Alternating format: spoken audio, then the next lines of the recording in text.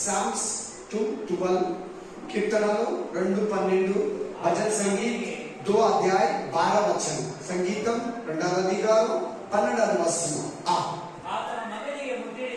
ಆತನ ಮಗನಿಗೆ ಮುದ್ದಿಡಿರಿ, ಇಲ್ಲವಾದರೆ ಆತನ ಕೋಪವು ಬೇಗನೆ ಪ್ರಜ್ವಲಿಸಲು ನೀವು ದಾರಿಯಲ್ಲಿ ನಾಶವಾಗಿ ಹೋಗ್ತೀರಾ.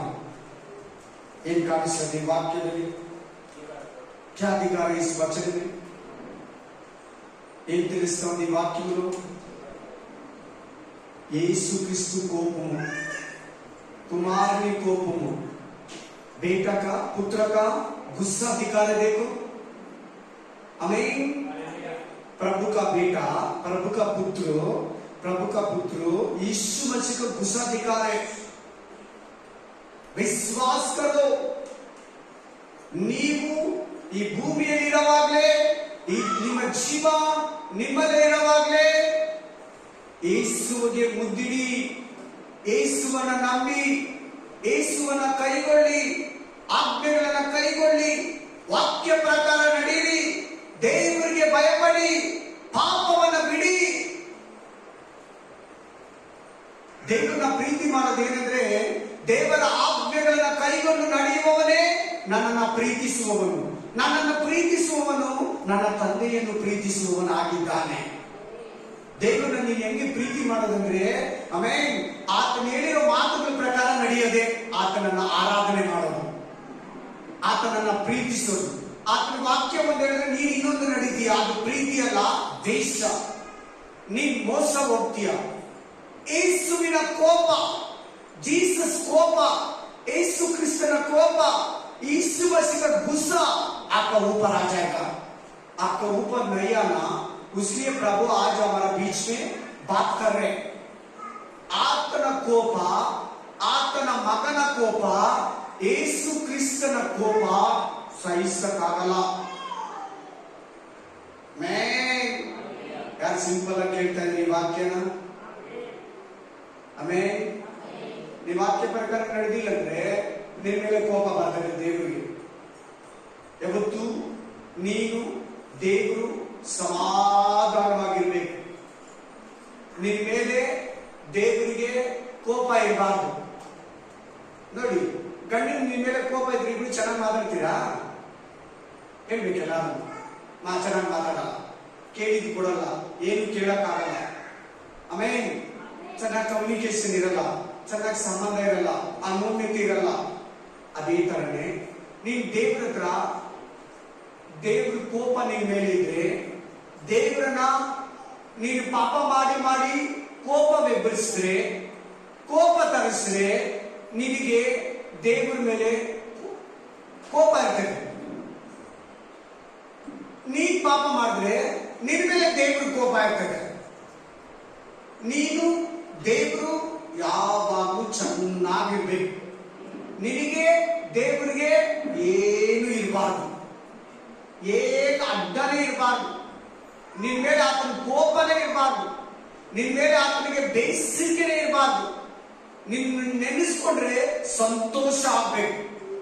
ನಿನ್ನ ಜ್ಞಾಪಕ ಮಾಡ್ಕೊಂಡ್ರೆ ನಿನ್ನ ನೋಡುವಾಗ ಆತನಿಗೆ ಸಂತೋಷ ಆಗ್ಬೇಕು. ಒಳ್ಳೆ ಮಗನು, ಒಳ್ಳೆ ಮಗಳು, ವಾಕ್ಯ ಪ್ರಕಾರ ನಡೀತಾಳೆ, ವಾಕ್ಯ ಪ್ರಕಾರ ನಡೀತಾಳೆ, ನನ್ನ ಆಜ್ಞೆಗಳನ್ನು ಕೈಗೊಂಡು, ನನ್ನ ಆಜ್ಞೆಗಳನ್ನು ಕೈಗೊಳ್ಳುವವಳು, ನನ್ನ ಆಜ್ಞೆಯನ್ನು ಕೈಗೊಳ್ಳುವವನಂತ ಸಂತೋಷ ಪಡ್ತಾನೆ.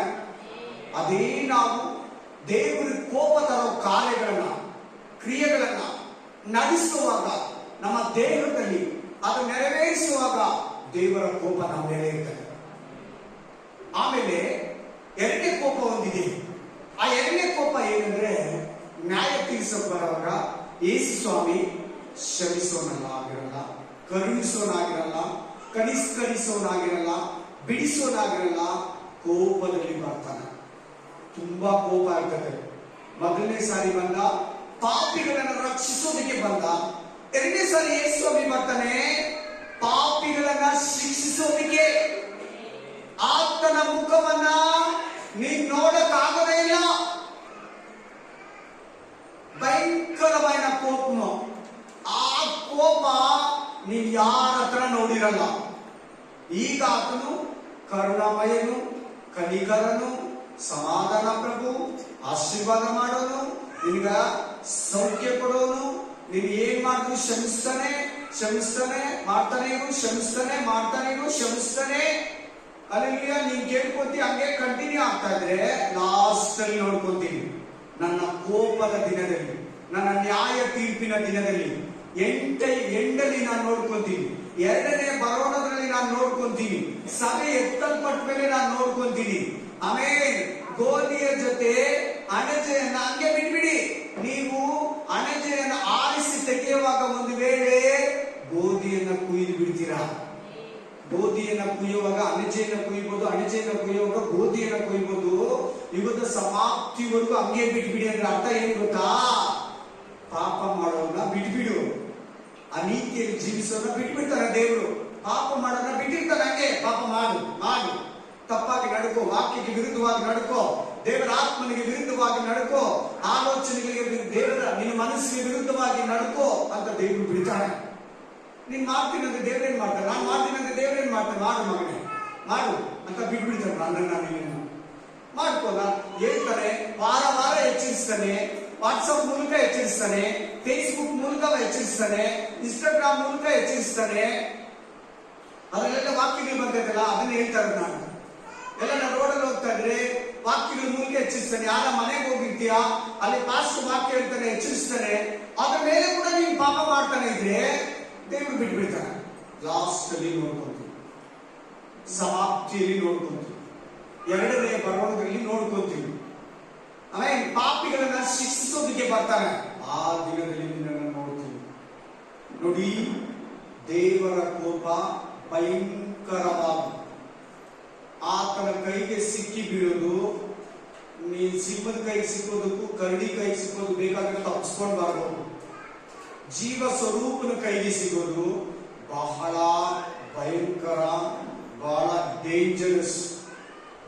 ನೋಡಲ್ಲಿ ಕೋಪದ ಬಗ್ಗೆ ಮಾತಾಡ್ತಾ ಇದ್ದಾರೆ, ಯೇಸು क्रिस्तನ ಕೋಪದ ಬಗ್ಗೆ ಮಾತಾಡ್ತಾನೆ. ನೋಡು, यीशु मसीह का गुस्सा का विषय में बात कर रहे। देखो, आपको कभी भी प्रभु बहुत खुशी होना आपका विषय में, प्रभु आपका विषय में गुस्सा नहीं आना प्रभु को।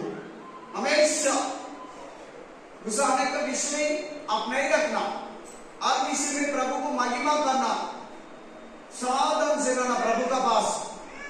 यार ಸಮಾಧಾನವಾಗಿಲ್ಲೋ, ನೀನಾಗ್ಲಿ, ನಾನಾಗ್ಲಿ, ನಿಮ್ಮನೆ ಆಗ್ಲಿ, ನನ್ನ ಮನೆ ಆಗ್ಲಿ, ದೇವ್ರ ಹತ್ರ ಏನೋ ಕಿತಾಪತಿ ಇಟ್ಕೊಂಡಿದ್ಯಾ, ದೇವ್ರ ಹತ್ರ ಏನೋ ತಡೆ ಇದೆಯಾ ನಿನಗೆ? ದೇವರಿಗೆ ಮಗಳು, ತಂದೆ, ಮಗನು, ತಂದೆ ಅನ್ನೋ ಸಂಬಂಧದಲ್ಲಿ ನಿನಗೇನಾದರೂ ದೇವರಿಗೆ ನಿನಗೆ ಒಂದು ತಡೆ ಇದೆಯಾ?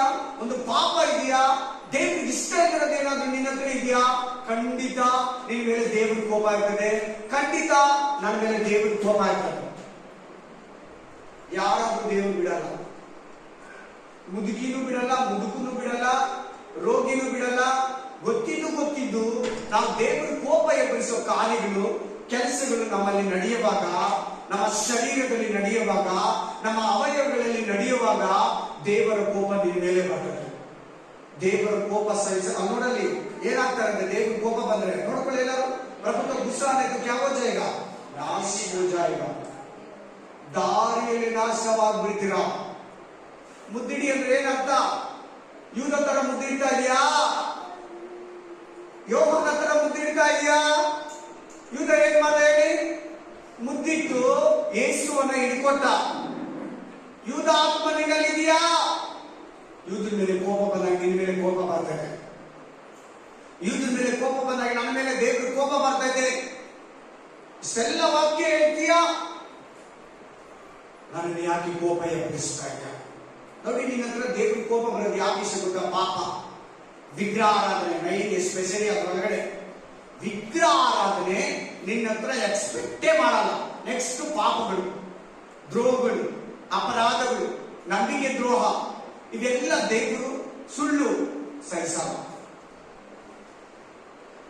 ನಿನ್ ಮೇಲೆ ಕೋಪ ಬರಬಾರ್ದಂದ್ರೆ, ನನ್ನ ಮೇಲೆ ಕೋಪ ಬರಬಾರ್ದಂದ್ರೆ, ದೇವರಿಗೆ ನಾವು ದೇವ್ರನ್ನ ಕೋಪ ಎಬ್ಬಿಸಬಾರ್ದಂದ್ರೆ ಖಂಡಿತ ದೇವ್ರನ್ನ ಸಂತೋಷಪಡಿಸು. ವಾಕ್ಯ ಕೇಳು, ಬೈಬಲ್ ಹೇಳ್ದಂಗೆ ಕೇಳು, ವಚನ ಹೇಳ್ದಂಗೆ ಕೇಳು. ನೀನ್ ಮನೆಗೆ ಹೋಗಿ, ನೀನ್ ಕೆಲಸದಲ್ಲಿ ಹೋಗಿ, ನೀನ್ ಹೊರಗಡೆ ಹೋಗಿ, ನೀನ್ ಕೇಳೋ ಹಾಗೆ ಕೇಳಿ. ಹೊರಗಡೆ ಬೇರೆ ತದ್ವಿರುದ್ಧವಾಗಿದ್ರೆ ಗಂಡನ ಹತ್ರ, ಹೆಂಡತಿ ಹತ್ರ, ಮಕ್ಕಳ ಹತ್ರ, ಓನರ್ ಹತ್ರ, ಹೊರಗಡೆ ಕೆಲಸದಲ್ಲಿ ಸ್ನೇಹಿತರ ಹತ್ರ ನೀನ್ ತದ್ವಿರುದ್ಧವಾಗಿ ವಾಕ್ಯಕ್ಕೆ ಇದ್ರೆ ದೇವ್ರ ಕೋಪ ಖಂಡಿತ ನಿನ್ನ ಮೇಲೆ, ನನ್ನ ಮೇಲೆ ಪಕ್ಕ ಬರುತ್ತೆ. ನನ್ನನ್ನು ಸೇರಿ ಹೇಳ್ಕೊಳ್ತಾ ಇದ್ದೀನಿ, ಇದನ್ನು ಚೆನ್ನಾಗಿ ಗಮನಿಸಿ. ಎಲ್ಲ ಏನಿದೆ ನಿನ್ನ ಹತ್ರ ದೇವ್ರ ಕೋಪ ಬರೋದು ಚೆನ್ನಾಗಿ ನೋಡ್ಕೋ, ಚೆನ್ನಾಗಿ ಕೇಳಿ, ಪ್ರತಿಯೊಬ್ರು ಕೇಳಿ, ಮನಸ್ಸು ಕೊಟ್ಟು ಕೇಳಿ. ಆಮೇಲೆ ದೇವ್ರು ನಂಬಿದೀಯಾ, ಸಂತೋಷ ಆಗಿದೆ. ದೇವ್ರು ಹೇಳ್ದಂಗೆ ನಡ್ಕೊಳ್ತಾ ಇದೀಯಾ, ಅದು ಬೇಕು ದೇವರಿಗೆ. ವೆರಿ ಇಂಪಾರ್ಟೆಂಟ್, ಅದು ಅತಿ ಮುಖ್ಯ. ನೀನ್ ಮನುಷ್ಯನ ಖುಷಿ ಪಡಿಸಕ್ ಹೋದ್ರೆ ಖಂಡಿತ ದೇವ್ರನ್ನ ಬೇಸರ ಮಾಡ್ತೀಯ. ಈಗ ಸಿಸ್ಟರ್ ವಾಕ್ಯ ಕೊಟ್ಟರು, ಏನ್ ಅಲ್ಲೊಂದು ಪಾಯಿಂಟ್ ಇದೆ, ಏನಿ ಎಷ್ಟು ಮಾತ್ರಕ್ಕೂ ಶರೀರ ಸಂಬಂಧವಾದ ಕಾರ್ಯಗಳನ್ನ ಅನುಸರಿಸಬೇಡಿ. ಅನುಸರಿಸಿದ್ರೆ ನಿನ್ ಮೇಲೆ, ನನ್ನ ಮೇಲೆ ದೇವ್ರ ಕೋಪ ಬರ್ತಾರೆ. ಮನೇಲಿ ಹೋಗೋದು ಕೊಡಿ, 5ನೇ ಅಧ್ಯಾಯ 6ನೇ ಅಧ್ಯಾಯ 2ನೇ ಅಧ್ಯಾಯದಲ್ಲಿ ನೀನ್ ಎಷ್ಟು ಮಾತ್ರಕ್ಕೂ ಶರೀರ ಸಂಬಂಧವಾದ ಕಾರ್ಯಗಳ ಮೇಲೆ ಮನಸ್ಸಿರ್ಬೇಡ. ದೇವ್ರ ಕೋಪ ನಿನ್ ಮೇಲೆ ಬರ್ತಕ್ಕಂಥ ರೋಮಪುರ ಗ್ರಂಥ, ಗಲಾತ್ಯ ಗ್ರಂಥ ಹೇಳ್ತೇವೆ. ನೀನ್ ಶರೀರ ಸಂಬಂಧವಾದ ಕಾರ್ಯಗಳನ್ನು ಕಾಮ, ಮದ, ಮತ್ಸರ, ಕೋಪ, ಹೊಟ್ಟೆಗಿಚ್ಚು, ಜಗಳ, ವಿಗ್ರಹಾರಾಧನೆ, ಕುಡಿತನ, ದುದ್ದೌತಣ, ತಂಬಾಕು ಸೇವನೆ, ಜಗಳ, ಹೊಲಸು ಮಾತು, ಕುಚೋದ್ಯ ಮಾತು, ಕೊಲೆ, ಮೋಸ, ವಂಚನೆ, ಲಂಚ, ಸುಳ್ಳುಗಳಿಗೆ, ವ್ಯಭಚಾರ, ಇವೆಲ್ಲ ದೇವರಿಗೆ, ನಿನ್ನ ಮೇಲೆ, ನನ್ನ ಮೇಲೆ ಕೋಪ ಬರಂತ ಕಾರ್ಯಗಳು.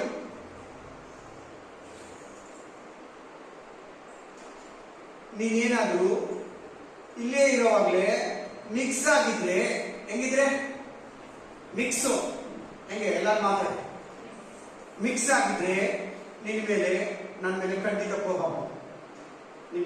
ಏನು ತಪ್ಪಾಗಿ ತಿಳ್ಕೊಬೇಡಿ. ವಾಕ್ಯ ನೋಡಲ್ಲಿ ದಾರಿ ಅಂತಿದೆ, ನೋಡ್ಬಿಡಿ ಎಲ್ಲರೂ. ದಾರಿ ಅಂದ್ರೆ ಏನು? ಪರಲೋಕಕ್ಕೆ ಹೋಗೋ ದಾರಿ ಏನು? ಇನ್ನು ಪರಲೋಕಕ್ಕೂ ಕೂಡ ಹೋಗಿಲ್ಲ. ಆಮೇಲೆ ಮನೆಗೆ ಬರಬೇಕು. ಎಲ್ಲ ಒಂದು ಜಾಗದಿಂದ ಮನೆಗೆ ಬರ್ತಾ ಇದ್ದೀವಿ, ಮನೆಗೆ ಬರಲ್ಲ, ಅಲ್ಲೇ ಸತ್ತೋಗಿದ್ವಿ, ಅಲ್ಲೇ ಆಕ್ಸಿಡೆಂಟ್ ಆಗೋ, ಕೊಲೆ ಮಾಡೋ, ಯಾರೋ ಹೊಡೆದು ಮೇಲಿನ ಕೆಳಗಡೆ ಬಿದ್ದು ಸತ್ತೋಗಿದ್ವಿ, ಮನೆಗೆ ಬಂದಿಲ್ಲ, ಹಂಗಾಗ್ಬಿಟ್ಟಿದೆ ಅಂತ ಅದರ ಅರ್ಥ. ನೋಡ್ಕೊಳ್ಳಿ ಇನ್ನೊಂದ್ಸಲ ನಾನು ಹೇಳಿದ ಕರೆಕ್ಟ್. ದಾರಿಯಲ್ಲೇ ನಾಶವಾದ್ರೆ ತಿರ್ಗಾ ರೆಡಿ ಆಗಲ್ಲ ಅಂತ. ತಿರ್ಗಾ no more even, no more even. నాశనం అంటే నరకానికి సంబంధించిన పదం అది. హల్లెలూయా, ఆమేన్. జనాలు చెప్పించేటప్పుడు నువ్వు నాశనం అయిపో, నీ ನಾಶವಾಗಿ ಹೋಗು. ನಾಶ ಅಂದ್ರೆ ಏನು ಗೊತ್ತಾ? ಇನ್ಯಾವತ್ತೂ ರೆಡಿ ಆಗಲ್ಲ, ಇನ್ಯಾವತ್ತೂ ಚಾನ್ಸೇ ಇಲ್ಲ. ನೋ, ಹೊಡೆದೋಯ್ತಾ ಹಾಲು, ಅದು ಹಾಲಾಗಲ್ಲ. ಆಮೇನ್, ಹಲ್ಲೆಲೂಯಾ. ಮೊಸರು ಆಗುತ್ತೆ ಅನ್ಕೋಬೇಡಿ, ತಿರ್ಗಾ ನೀವು ಅದನ್ನ ಪನ್ನೀರ್ ಆಗುತ್ತೆ ಅನ್ಕೋಬೇಡಿ. ಹೊಡೆದೋಗಿರೋ ಮೊಸರು, ಹೊಡೆದೋಗಿರೋ ಹಾಲೇ ಮೊಸರು ಆಗೋದು, ಪನ್ನೀರ್ ಆಗೋದು ಗೊತ್ತು. ಆಮೇನ್. ಅದು ಹಾಲು ಈ ಲೋಕದ ಹಾಲು, ಇದು ಆತ್ಮಿಕ ಸಂಬಂಧವಾದ ಹಾಲು. ಹಾಲೇ ಬೇಕು, ಹಾಲು ಹಾಲಾಗೇ ಇರ್ಬೇಕು. ಹಾಲು ಹೊಡೆದೋಗ್ಬಾರ್ದು, ನಾಶವಾಗಬಾರ್ದು. ನೀನ್ ಬಂದಿರೋದು ಚರ್ಚ್ಗೆ, ನೀನ್ ತಗೊಂಡಿರೋ ಬ್ಯಾಪ್ಟಿಸಮ್, ನೀನ್ ಹೊಂದಿರೋ ಅಭಿಷೇಕ, ನಿನ್ ಪರಲೋಕದ ಅನುಭವ, ನಿತ್ಯ ಜೀವನ ನಿರೀಕ್ಷೆ ನಿನ್ನಲ್ಲಿ ನಾಶನ ಮಾಡೋದಕ್ಕೆ ಶತ್ರುವಾದ ಸೈತಾನ, ಮೋಸಗಾರವಾದ ಸೈತಾನ, ನಿನ್ನ ಮೇಲೆ ದೂರ ಹೇಳೋ ಸೈತಾನ, ನಿನಗೆ ಪಾಪದ ಆಲೋಚನೆಗಳನ್ನ, ಇಚ್ಛೆಗಳನ್ನ ನಿನ್ನ ಶರೀರದಲ್ಲಿ ಹುಟ್ಟಿಸುವ ಸೈತಾನ ನಿನ್ನಲ್ಲಿ ಕ್ರಿಯೆಗಳನ್ನ ಮಾಡಿ ನಿನ್ನ ದೇವರ ಮುಂದೆ ಅಪರಾಧಿಯನಾಗಿ, ದ್ರೋಹಿಯನಾಗಿ, ಕೆಟ್ಟವನನ್ನಾಗಿ ನಿನ್ನನ್ನ ನನ್ನನ್ನ ತೋರಿಸೋದಿಕ್ಕೆ ಶತ್ರುವಾದ ಸೈತಾನ ಯಾವಾಗ್ಲೂ ಪ್ರಯತ್ನಿಸ್ತಾನೆ ಇರ್ತಾನೆ. ನಿನಗೆ ದೇವರು ನಿನ್ನ ಮೇಲೆ ಕೋಪ ಬರಬೇಕು. ನಿನ್ನ ಮೇಲೆ ಏನ್ ಬರ್ಬೇಕು? ದೇವರಿಗೆ ಕೋಪ ಬರಬೇಕು. ಬನ್ನಿ, ಆ ಒಂದು ವಾಕ್ಯ ನಿಮ್ಗೆ ಕೊಡ್ತೀನಿ, ತಗೊಳ್ಳಿ. Numbers 25, 1-5 and 9. సంఖ్యాకాండము 25వ అధ్యాయం 1-5 మళ్ళీ 9వ వచనం. गिनती 25 अध्याय 1 से 5 वचन और 9 वचन. Hallelujah, thank you Jesus. ಆಮೇಲೆ ಅರಣ್ಯಕಾಂಡ 25ನೇ ಅಧ್ಯಾಯ 1ನೇ ವಚನದಿಂದ 5ನೇ ವಚನ ಮತ್ತು 9ನೇ ವಚನ ಓದಪ್ಪ. ಇಸ್ರಾಯೇಲರು ಸಿಕ್ಕಿಮಿನಲ್ಲಿ ವಾಸವಾಗಿದ್ದಾಗ ಅವರು ಮೋವಾಬ್ ಸ್ತ್ರೀಯರೊಡನೆ ಸಿಕ್ಕಿಮಿನಲ್ಲಿ ವಾಸವಾಗಿದ್ದಾಗ ಚೆನ್ನಾಗಿ ಕೇಳ್ತಾ ಇದ್ರೆ ಎಲ್ಲರನ್ನು ಕೋಪ ಅಂತ ಇದೆ. ಇಸ್ರಾಯೇಲ್ಗೆ ಹೆಂಗ್ ಕೋಪ ತಂದ್ರು, ಇಸ್ರಾಯೇಲ್ ದೇವರಿಗೆ ಹೆಂಗ್ ಕೋಪ ತಂದ್ರು ಅನ್ನೋದು ಆ ವಾಕ್ಯ. ಹೆಂಗ್ ಕೋಪ ತಂದ್ರು, ಕರೆಕ್ಟ್ ಆಗಿ ಹೋಗ್ತಾ ಇದ್ರು. ದೇವರ ಐಗುಪ್ತದಿಂದ ಅವ್ರನ್ನ ಕಾನಾನಿಗೆ ನಡೆಸ್ತಾ ಇದ್ದ. ನೀವಿವತ್ತು ಭೂಲೋಕದಿಂದ ಪರಲೋಕಕ್ಕೆ ಹೋಗ್ತಾ ಇದೀಯ. ಪಾಪದ ಜೀವಿತದಿಂದ, ಸೈತಾನ ಜೀವಿತದಿಂದ ಪರಿಶುದ್ಧ ಜೀವಿತಕ್ಕೆ ಯೇಸು ಕ್ರಿಸ್ತನ ಹತ್ರಕ್ಕೆ ಹೋಗ್ತಾ ಇದೆಯಾ. ಇದ್ರ ಮಧ್ಯದಲ್ಲಿ ಇಸ್ರಾಯೇಲ್ ತರ ನೀನೇನ ಕೋಪ ಬರೋ ಕೆಲಸ ಮಾಡ್ತಾ ಇದೀಯಾ? ಕೋಪ ಬರೋ ಕ್ರಿಯೆಗಳು ನಿನ್ನಲ್ಲಿ ಏನಾದ್ರೂ ಇದೆಯಾ? ಚೆನ್ನಾಗಿ ನೋಡ್ಕೊ. ಹೋದಪ್ಪ ಜೋರಾಗಿ. ಸ್ತ್ರೀಯರೊಡನೆ ಏನ್ ಮಾಡಿದ್ರು ಇಸ್ರಾಯೇಲ್ ಗಂಡಸರು? ಬೇರೆ ಮಿದ್ಯಾನ್ ಸ್ತ್ರೀಯರ ಜೊತೆ ಯಾವ ಸ್ತ್ರೀಯರ ಕಲ್ಕೊಂಡಿದ್ದಾರೆ? ಮೋವಾಬ್ ಸ್ತ್ರೀಯರ ಜೊತೆ, ಮಿದ್ಯಾನ್ ಸ್ತ್ರೀಯರ ಜೊತೆ, ಅಮಲೇಕರ ಸ್ತ್ರೀಯರ ಜೊತೆ ಏನ್ ಮಾಡಕ್ ಹೋಗಿದ್ದಾರೆ? ಇವರು ಸಂಗಮ ಮಾಡಕ್ ಹೋಗಿದ್ದಾರೆ, ಸಹವಾಸ ಮಾಡಿದ್ದಾರೆ, ಅಕ್ರಮ ಸಂಬಂಧಕ್ಕೆ ಹೋಗಿದ್ದಾರೆ. ಅವ್ರ ಹೆಂಡತಿ ಮಕ್ಕಳಿದ್ದಾರೆ, ಪಾಳ್ಯದಲ್ಲಿ ಇದ್ದಾರೆ, ಮಾರ್ಗದಲ್ಲಿ ಇದ್ದಾರೆ. ಅವ್ರನ್ನ ಬಿಟ್ಟು ಸೈಡ್ಗೆ ಹೋಗಿದ್ದಾರೆ. ಏ ಸ್ವಾಮಿ ಏನ್ ಹೇಳಿದ್ದಾರೆ?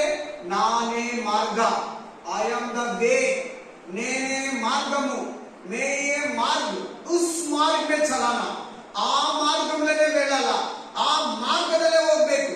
ಇವ್ರ ತರ ನೀನ್ ಏನಾದ್ರೂ ನೀನು ನಾನು ನಾನೇ ಮಾರ್ಗನು ಕ್ರಿಸ್ತನ ಉಪದೇಶವನ್ನ ಬಿಟ್ಟು, ಕ್ರಿಸ್ತನ ವಾಕ್ಯವನ್ನ ಬಿಟ್ಟು, ಕ್ರಿಸ್ತನ ಮಾರ್ಗವನ್ನ ಬಿಟ್ಟು ಈ ಸೆಪ್ಟೆಂಬರ್ನಲ್ಲಿ ಇಸ್ರಾಯೇಲರು ಮೋವಾಬರ ಸ್ತ್ರೀಯರ ಬಳಿಗೆ ಹೋದಂತೆ ನೀನೇನಾದ್ರೂ ಕ್ರಿಸ್ತನ ಮಾರ್ಗವನ್ನ, ಬೋಧನೆಯನ್ನ, ಉಪದೇಶವನ್ನ ಬಿಟ್ಟು ಹೋದ್ರೆ ಏನಾಗುತ್ತದೆ ನೋಡಿ. ಆ ಸ್ತ್ರೀಯರು ಫಸ್ಟು ಆ ಹೆಂಗಸರ ಹೋದ್ರು, ಎರಡು ಆ ದೇವರುಗಳಿಗೆ ನೈವೇದ್ಯ ಮಾಡಿದ್ದನ್ನ, ಬಲಿ ಅರ್ಪಿಸಿದ್ದನ್ನ ಇಸ್ರಾಯೇಲರು ತಿಂದ್ರು. ಆಮೇಲೆ ಇವತ್ತು ಯಾರು ನಿಮ್ಮಲ್ಲಿ ತಿಂತೀರಾ? ಪ್ರಸಾದ ದೇವರಿಗೆ ನೈವೇದ್ಯ ಮಾಡಿದ್ದು, ಅರ್ಪಿಸಿದ್ದು ದೇವ್ರ ಮಕ್ಕಳು ತಿನ್ನಬಾರ್ದು. ಮೊದಲು ತಿಂತಾ ಇದ್ರು, ಈಗ ನಮಗಿಲ್ಲ ನೋಡಿ. ಮುಸ್ಲಿಂ ನೋಡಿ, ಅವರೆಲ್ಲ ನಮ್ಮ ಮಟನ್ ಚಿಕನ್ ತಿನ್ಲಿ ಹೊರಗಡೆ. ಯಾಕೆ ತಿನ್ನಲ್ಲ? ನಮ್ಮ ಲೋಕಲ್ ಅಂಗಡಿಗಳಲ್ಲಿ ಮಟನ್ ಚಿಕನ್ ತಗೋತಾರ ಅವರು, ಅಲ್ಲಲ್ಲಿ ಮಾಡಿರ್ಬೇಕು. ಅವ್ರಿಗೆ ಏನ್ ಮಾಡಿರ್ಬೇಕು? ಅಲ್ಲಲ್ಲಿ ಮಾಡಿದ್ರೆ ಮಾತ್ರ ಅವ್ರು ಮಟನ್ ಚಿಕನ್ ತಿನ್ನೋದು, ತಗೊಳ್ಳೋದು ಕಟ್ಟುನಿಟ್ಟಾಗಿ ಪಾಲಿಸ್ತಾರೆ. ನಾವೇ ಹೋಗಿ ತಿಂತೀರಿ? ಕ್ರಿಸ್ತ ಮಕ್ಕಳು ಅವ್ರಿಗೆ ತಿಂತಾ ಇದ್ದಾರೆ ನೋಡಿ. ಇಸ್ರಾಯೇಲರು ವಿಗ್ರಹಕ್ಕೆ ನೈವೇದ್ಯ ಮಾಡಿದ್ದನ್ನ, ಆಮೇಲೆ ಔತಣ ಅಂದ್ರೆ ಪಾರ್ಟಿ, ಟ್ರೀಟ್. ಇವರು ಆ ಭೋಜನ ತಿಂದು ಆ ದೇವರಿಗೆ ನಮಸ್ಕಾರ ಮಾಡಿ ಆತ್ಮಿಕ ವ್ಯಭಚಾರ ಮಾಡಿದ್ರು, ಶಾರೀರಿಕ ವ್ಯಭಚಾರ ಮಾಡಿದ್ರು. ಆಮೇಲೆ ಇಸ್ರಾಯೇಲರು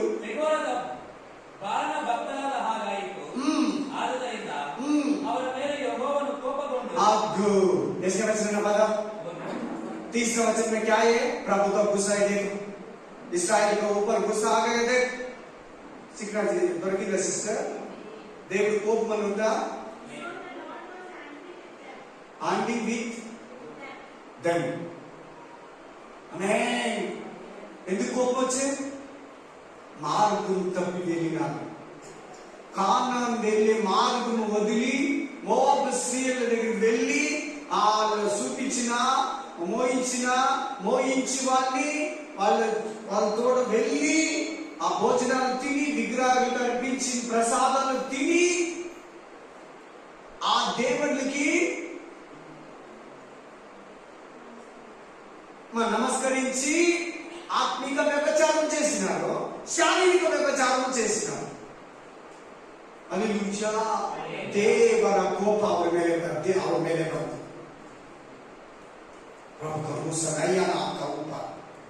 ದೇವರ ಕೋಪ మీ పైన రాకూడదు. ದೇವರ ಕೋಪ ನಿಮ್ಮ ಮೇಲೆ, ನನ್ನ ಮೇಲೆ ಬರಬಾರ್ದು. ಬ್ರದರ್, ಸಿಸ್ಟರ್, ಬರಬಾರ್ದು ಅಂದ್ರೆ ನೀನ್ ದೇವರ ಕೋಪ ಎಬ್ಬರಿಸಬೇಡ. ದೇವರ ಕೋಪ ಬರಂತ ಕಾರ್ಯಗಳು, ಮಾತುಗಳು, ಕ್ರಿಯೆಗಳು, ಸ್ಥಳಗಳು, ಸಹವಾಸಗಳು, ಪದಾರ್ಥಗಳು, ಪಾನೀಯಗಳು ನಿನ್ನ ಹತ್ರ ಇರಬಾರ್ದು. ಮೋಸ ಹೋಗ್ಬೇಡ. ಮೋಸ ಹೋಗ್ಬೇಡ. ವಾಕ್ಯನ ಕೇಳಿ ಇವತ್ತು ಬದಲಾಗು. ವಾಕ್ಯನ ಕೇಳಿ ಚೇಂಜ್ ಆಗು. ವಾಕ್ಯಕ್ಕೆ ಒಳಗಾಗು. ಇಲ್ಲದ್ರೆ ದೇವರ ಕೋಪ ನಿನ್ನ ಮೇಲೆ ಬರ್ತದೆ. ದೇವರಿಗೆ ಶತ್ರು ಆಗ್ತೀಯ. ಸೈತಾನ ಕೆಲಸ ಅದೇ, ಶತ್ರು ಮಾಡೋದು. ನೋಡು ಇಲ್ಲಿ ಏನು, ಯಾರು ಈ ಐಡಿಯಾ ಕೊಟ್ಟಿದ್ ಗೊತ್ತಾ? ಯಾರು ಈ ಐಡಿಯಾ ಕೊಟ್ಟಿದ್ದು? ಯಾರು ಈ ಐಡಿಯಾ ಕೊಟ್ಟಿದ್ದು? ಹಂಗ ಹೋಗಿ ಹಂಗ್ ಮಾಡಿದ್ರೆ, ಆತರ ಕರೆದ್ರೆ ಅವ್ರ ಪಾಪಿಗಳಾಗ್ತಾರೆ, ಅವ್ರಿಗೆ ಶಾಪ ಬರ್ತದೆ, ಆಟೋಮೆಟಿಕ್ಲಿ ದೇವರ ಕೋಪ ಅವ್ರ ಮೇಲೆ ಬರ್ತದೆ ಅಂತ ಯಾರು ಈ ಐಡಿಯಾ ಕೊಟ್ಟಿದ್ದು? ಬಿಲಾಮ. ಯಾರು ಕೊಟ್ಟಿದ್ದು? ಬಿಲಾಮ. ಅವನ ದುಡ್ಡಿಸ್ಕೊಂಡು ಶಾಪ ಕೊಡಕ್ ಹೋದ. ದೇವರು ಅವರಿಗೆ ಆಶೀರ್ವಾದ ನುಡಿಸ್ತಾ, ಅಯ್ಯೋ ಕಾಸು ಬಂಗಾರ ಈ ಗಿಫ್ಟ್ಗಳೆಲ್ಲ ಹೋಗ್ಬಿಟ್ಟಿದಂತ ಒಂದ್ ಕೆಲಸ ಮಾಡಿ ಅವನ ಯಾರು ಶಪಿಸಕ್ಕಾಗಲ್ಲ. ದೇವರು ಅವರನ್ನ ಆಶೀರ್ವಾದ ಮಾಡಿಬಿಟ್ಟಿದ್ದಾರೆ. ಅವ್ರು ಪಾಪ ಮಾಡಿದ್ರೆ ಆಟೋಮೆಟಿಕ್ಲಿ ಅವ್ರಿಗೆ ಶಾಪ ಬರ್ತದೆ. ಆವಾಗ ನೀವು ಅವರನ್ನ ಜಯಿಸ್ಬೋದು, ಅವರು ಸೋತು ಹೋಗ್ತಾರೆ ಅಂತ ಐಡಿಯಾ ಕೊಟ್ಟ ಬಿಲಾಮ. ಆ ಐಡಿಯಾ ಪ್ರಕಾರ ಇಸ್ರಾಯೇಲ್ರು ಮೋಸ ಹೋದ್ರು, ಸೋತು ಹೋದ್ರು. ಇವತ್ತು ನಿನಗ್ಯಾರು ಬಿಲಾಮ? ಸೈತಾನ. ನಿನಗ್ಯಾರು ಬಿಲಾಮ? ಅನ್ಯ ಜನಗಳು. ನಿನಗ್ಯಾರು ಬಿಲಾಮ? ನಿನ್ ಸುತ್ತಮುತ್ತಲಿರೋ ಜನಗಳು. ಅಂತ ಆಲೋಚನೆಗಳನ್ನ ಕೊಡ್ತಾರೆ ನಿನಗೆ, ಅಂತ ಪ್ರೇರೇಪಣೆಯನ್ನು ಸೈತಾನ ನಿನಗೆ ತರ್ತಾನೆ. ದೇವರ ಕೋಪ ಇಸ್ರಾಯೇಲ್ ಮೇಲೆ ಬಂದಂಗೆ ನಿನ್ನ ಮೇಲೆ, ನನ್ನ ಮೇಲೆ ಬರ್ತದೆ. ಬರಬಾರ್ದಂತಾನೆ ದೇವರು ಇವತ್ತು ನಿನ್ನ ಹತ್ರ ಮಾತಾಡ್ತಾ ಇದ್ದಾರೆ. ಹೇಳ್ತಾ ಇದ್ದೀನಿ ಕೇಳು. ನೀನ್ ಯಾರ್ಯಾವ ಕೋಪನ ನೋಡಿದ್ಯಾ, ಅದೆಲ್ಲ ಏನ್ ಕೋಪನೇ ಅಲ್ಲ. ದೇವರ ಕೋಪದ ಮುಂದೆ, ದೇವರ ಕೋಪ ನೀನ್ ಸಹಿಸಕ್ಕಾಗಲ್ಲ. ಬೆಟ್ಟಗಳೇ ನಮ್ಮ ಮೇಲೆ ಬೀಳಿ, ಗುಡ್ಡಗಳೇ ನಮ್ಮ ಮೇಲೆ ಬೀಳಿ. ಆಮೇಲೆ ಹೋಗಿ ಮೊರೆ ಮಾಡ್ಕೊಂತಾರಂತೆ. ದೇವ್ರ ಕೋಪ ನೋಡಕ್ಕಾಗ್ತೀರಾ? ಆತ ಮೊದಲನೇ ಸಾರಿ ಕತ್ತೆ ಮೇಲೆ ಬಂದ, ಎರಡನೇ ಸಾರಿ ಕುದುರೆ ಮೇಲೆ ಬರ್ತಾನೆ ನ್ಯಾಯ ತೀರಿಸೋದಿಕ್ಕೆ, ಪಾಪಿಗಳನ್ನ ಶಿಕ್ಷಿಸೋದಿಕ್ಕೆ ಆತನ ಬರ್ತಾನೆ. ಕೆಳಗಡೆ ಹೋಗಿ ಮನೆಗೆ ಓದ್ಕೊಳ್ತೀರಾ, ಮುಂದಕ್ಕೆ ಹೊರಟೋಗ್ತೀರಿ. ಆಮೇಲೆ 9ನೇ ವಚನ ಓದ್ಕೊಳ್ಳಿ, 4ನೇ ವಚನ ಓದ್ಕೊಳ್ಳಿ. 24,000 ಜನ ಸತ್ತೋದ್ರು. ಎಷ್ಟು ಸಾವಿರ ಜನ? 24,000 आदमी मार गया 9 वचन में. ಈ 24,000 ಜನ ಏನ್ ಮಾಡಿದವರು? ವ್ಯಭಚಾರ ಮಾಡಿದವರು, ವಿಗ್ರಹಕ್ಕೆ ನೈವೇದ್ಯ ಮಾಡುತ್ತಿದ್ದರು, ದೇವರ ಕೋಪವನ್ನು ಎಬ್ಬರಿಸಿದವರು, ದೇವರಿಗೆ ವಿರುದ್ಧವಾಗಿ ಜೀವಿಸಿದವರು, ದೇವರ ಮಾರ್ಗವನ್ನು ಬಿಟ್ಟು ಸೈಡಿಗೆ ಹೋದವರು. ನಿನಗೂ ಕೂಡ ಒಂದು ಮಾರ್ಗ ಹಾಕಿದ್ದೀನಲ್ಲ ಯೇಸು ಸ್ವಾಮಿ, ನಾನೇ ಮಾರ್ಗ ಅಂದ್ರೆ ಅದರ್ಥ ಏನ್ ಗೊತ್ತಾ? ಬೈಬಲ್ ಏನ್ ಹೇಳ್ತದೆ ಹೊಸ ಒಡಂಬಡಿಕೆ, ನೀನು ಅದರ ಪ್ರಕಾರ ನಡಿಬೇಕು. ಅದು ಪ್ರಕಾರ ಬಿಟ್ಟು ನೀನು ಓನ್ ಆಗೋ, ಇನ್ನೊಬ್ರು ಹೇಳ್ದಂಗೋ ದುರ್ಬೋಧನೆಗೆ ಒಳಪಟ್ರೆ ಹೋದೆ, ಮೋಬ್ ದೇಶದ ಕಡೆಗೆ ಮುಖ ಮಾಡಿದೆ. ಆಮೆನ್. Hallelujah, hallelujah, amen. ಮನೆಗೆ ಹೋಗೋದು ದೇವ್ರು ಏನ್ ಬರ್ತಾನೆ? ಶಿಕ್ಷಿಸೋಕ್ ಬರ್ತಾನೆ ಅಂತ ನಾನು ಹೇಳಿನಲ್ಲ. ಕುದುರೆ ಮೇಲೆ ಬರ್ತಾನೆ ಅಂತ ಹೇಳಿನಲ್ಲ. ಪಾಪಿಗಳನ್ನ ಶಿಕ್ಷಿಸೋದಕ್ಕೆ ಬರ್ತಾನೆ ಅಂತ ಹೇಳಿನಲ್ಲ. ಆ ವಾಕ್ಯ ತಗೊಂಡು ಯೂದ ಗ್ರಂಥ, ಯೂದ ಜೂಡ 1:14-15. ಯೂದ 1ನೇ ಅಧ್ಯಾಯ 14-15. यूदा लास्ट सिस्टर, एकदम लास्ट, नया नियम प्रकाशित पुस्तक पहले. आमेन. 1 अध्याय में 14 से 15 वचन. 1ನೇ ಅಧ್ಯಾಯ 15-14 ಇಂಥವರ ವಿಷಯದಲ್ಲಿ. ಜೂಡ chapter 1:14-15. ಇಂಥವರ ವಿಷಯದಲ್ಲಿ ಆದಾಮನಿಗೆ ಎರಡನೇ ತಲೆಯವನಾದ ಹನೋಕನು, ಇಗೋ ಕರ್ತನು ಲಕ್ಷಾಂತರ ಪರಿಶುದ್ಧ ದೂತರನ್ನು ಕೂಡಿಕೊಂಡು ಎಲ್ಲರಿಗೆ ನ್ಯಾಯ ತೀರಿಸುವುದಕ್ಕೂ ಭಕ್ತಿಹೀನರೆಲ್ಲರೂ ಮಾಡಿದ ಭಕ್ತಿ ಇಲ್ಲದ ಎಲ್ಲಾ ಕೃತ್ಯಗಳ ವಿಷಯವಾಗಿ.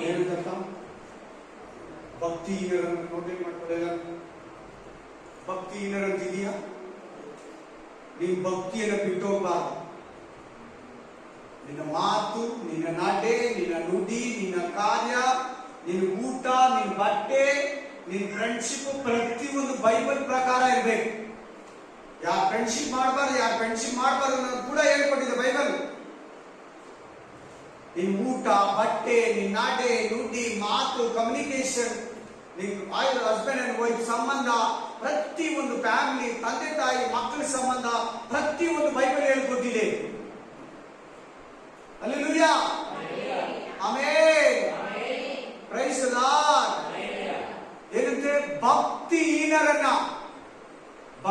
ಭಕ್ತಿನ ಕಾರ್ಯ ನಿನ್ನ ಹತ್ರ ಏನಿದೆ? ದೇವರ ಭಯವಿಲ್ದಿರೋ ಕಾರಣ ನಿನ್ನ ಹತ್ರ ಏನಿದೆ? ಒಂದು ಮಾತು ಕೇಳಿ, ನೀವು ಯಾರಾದ್ರೂ ತಪ್ಪೋರಾಗಿದ್ದೀರಾ? ತಪ್ಪಿದ್ದೀರಾ ಅಂತ ಹೇಳ್ತಲ್ಲ ನಾನು. ತಪ್ಪೋರಾಗಿದ್ದೀರಾ? ದೇವರ ಆತ್ಮಕ್ಕೆ ವಿರುದ್ಧವಾಗಿ ಜೀವಿಸ್ತಾ ಇದ್ದೀರಾ? ವಾಕ್ಯ ಕೇಳಿ ಕೇಳಿ ಮತ್ತೆ ಮತ್ತೆ ತಪ್ಪು ಮಾಡ್ತಾ ಇದೀಯಾ? Amen, hallelujah. ಖಂಡಿತ ಸಿಸ್ಟರ್, ಖಂಡಿತ ಬ್ರದರ್, ದೇವ್ರ ಕೋಪ ಮಿಸ್ ಆಗಲ್ಲ ನಿಮ್ಮ ಮೇಲೆ, ನನ್ನ ಮೇಲೆ. ಹಲ್ಲೆಲೂಯಾ. ನೀನು ಮೋಸ ಹೋಗ್ತಾ ಇದ್ದೀಯ, ಮೋಸ ಹೋಗ್ತಾ ಇರೋದು ನೀನು. ವಾಕ್ಯ ಕೇಳಿ ಕೇಳಿ ನಿನ್ನ ಮೋಸ ಮಾಡ್ತಾ ಇದ್ದೇನೆ ಸೈತಾನ.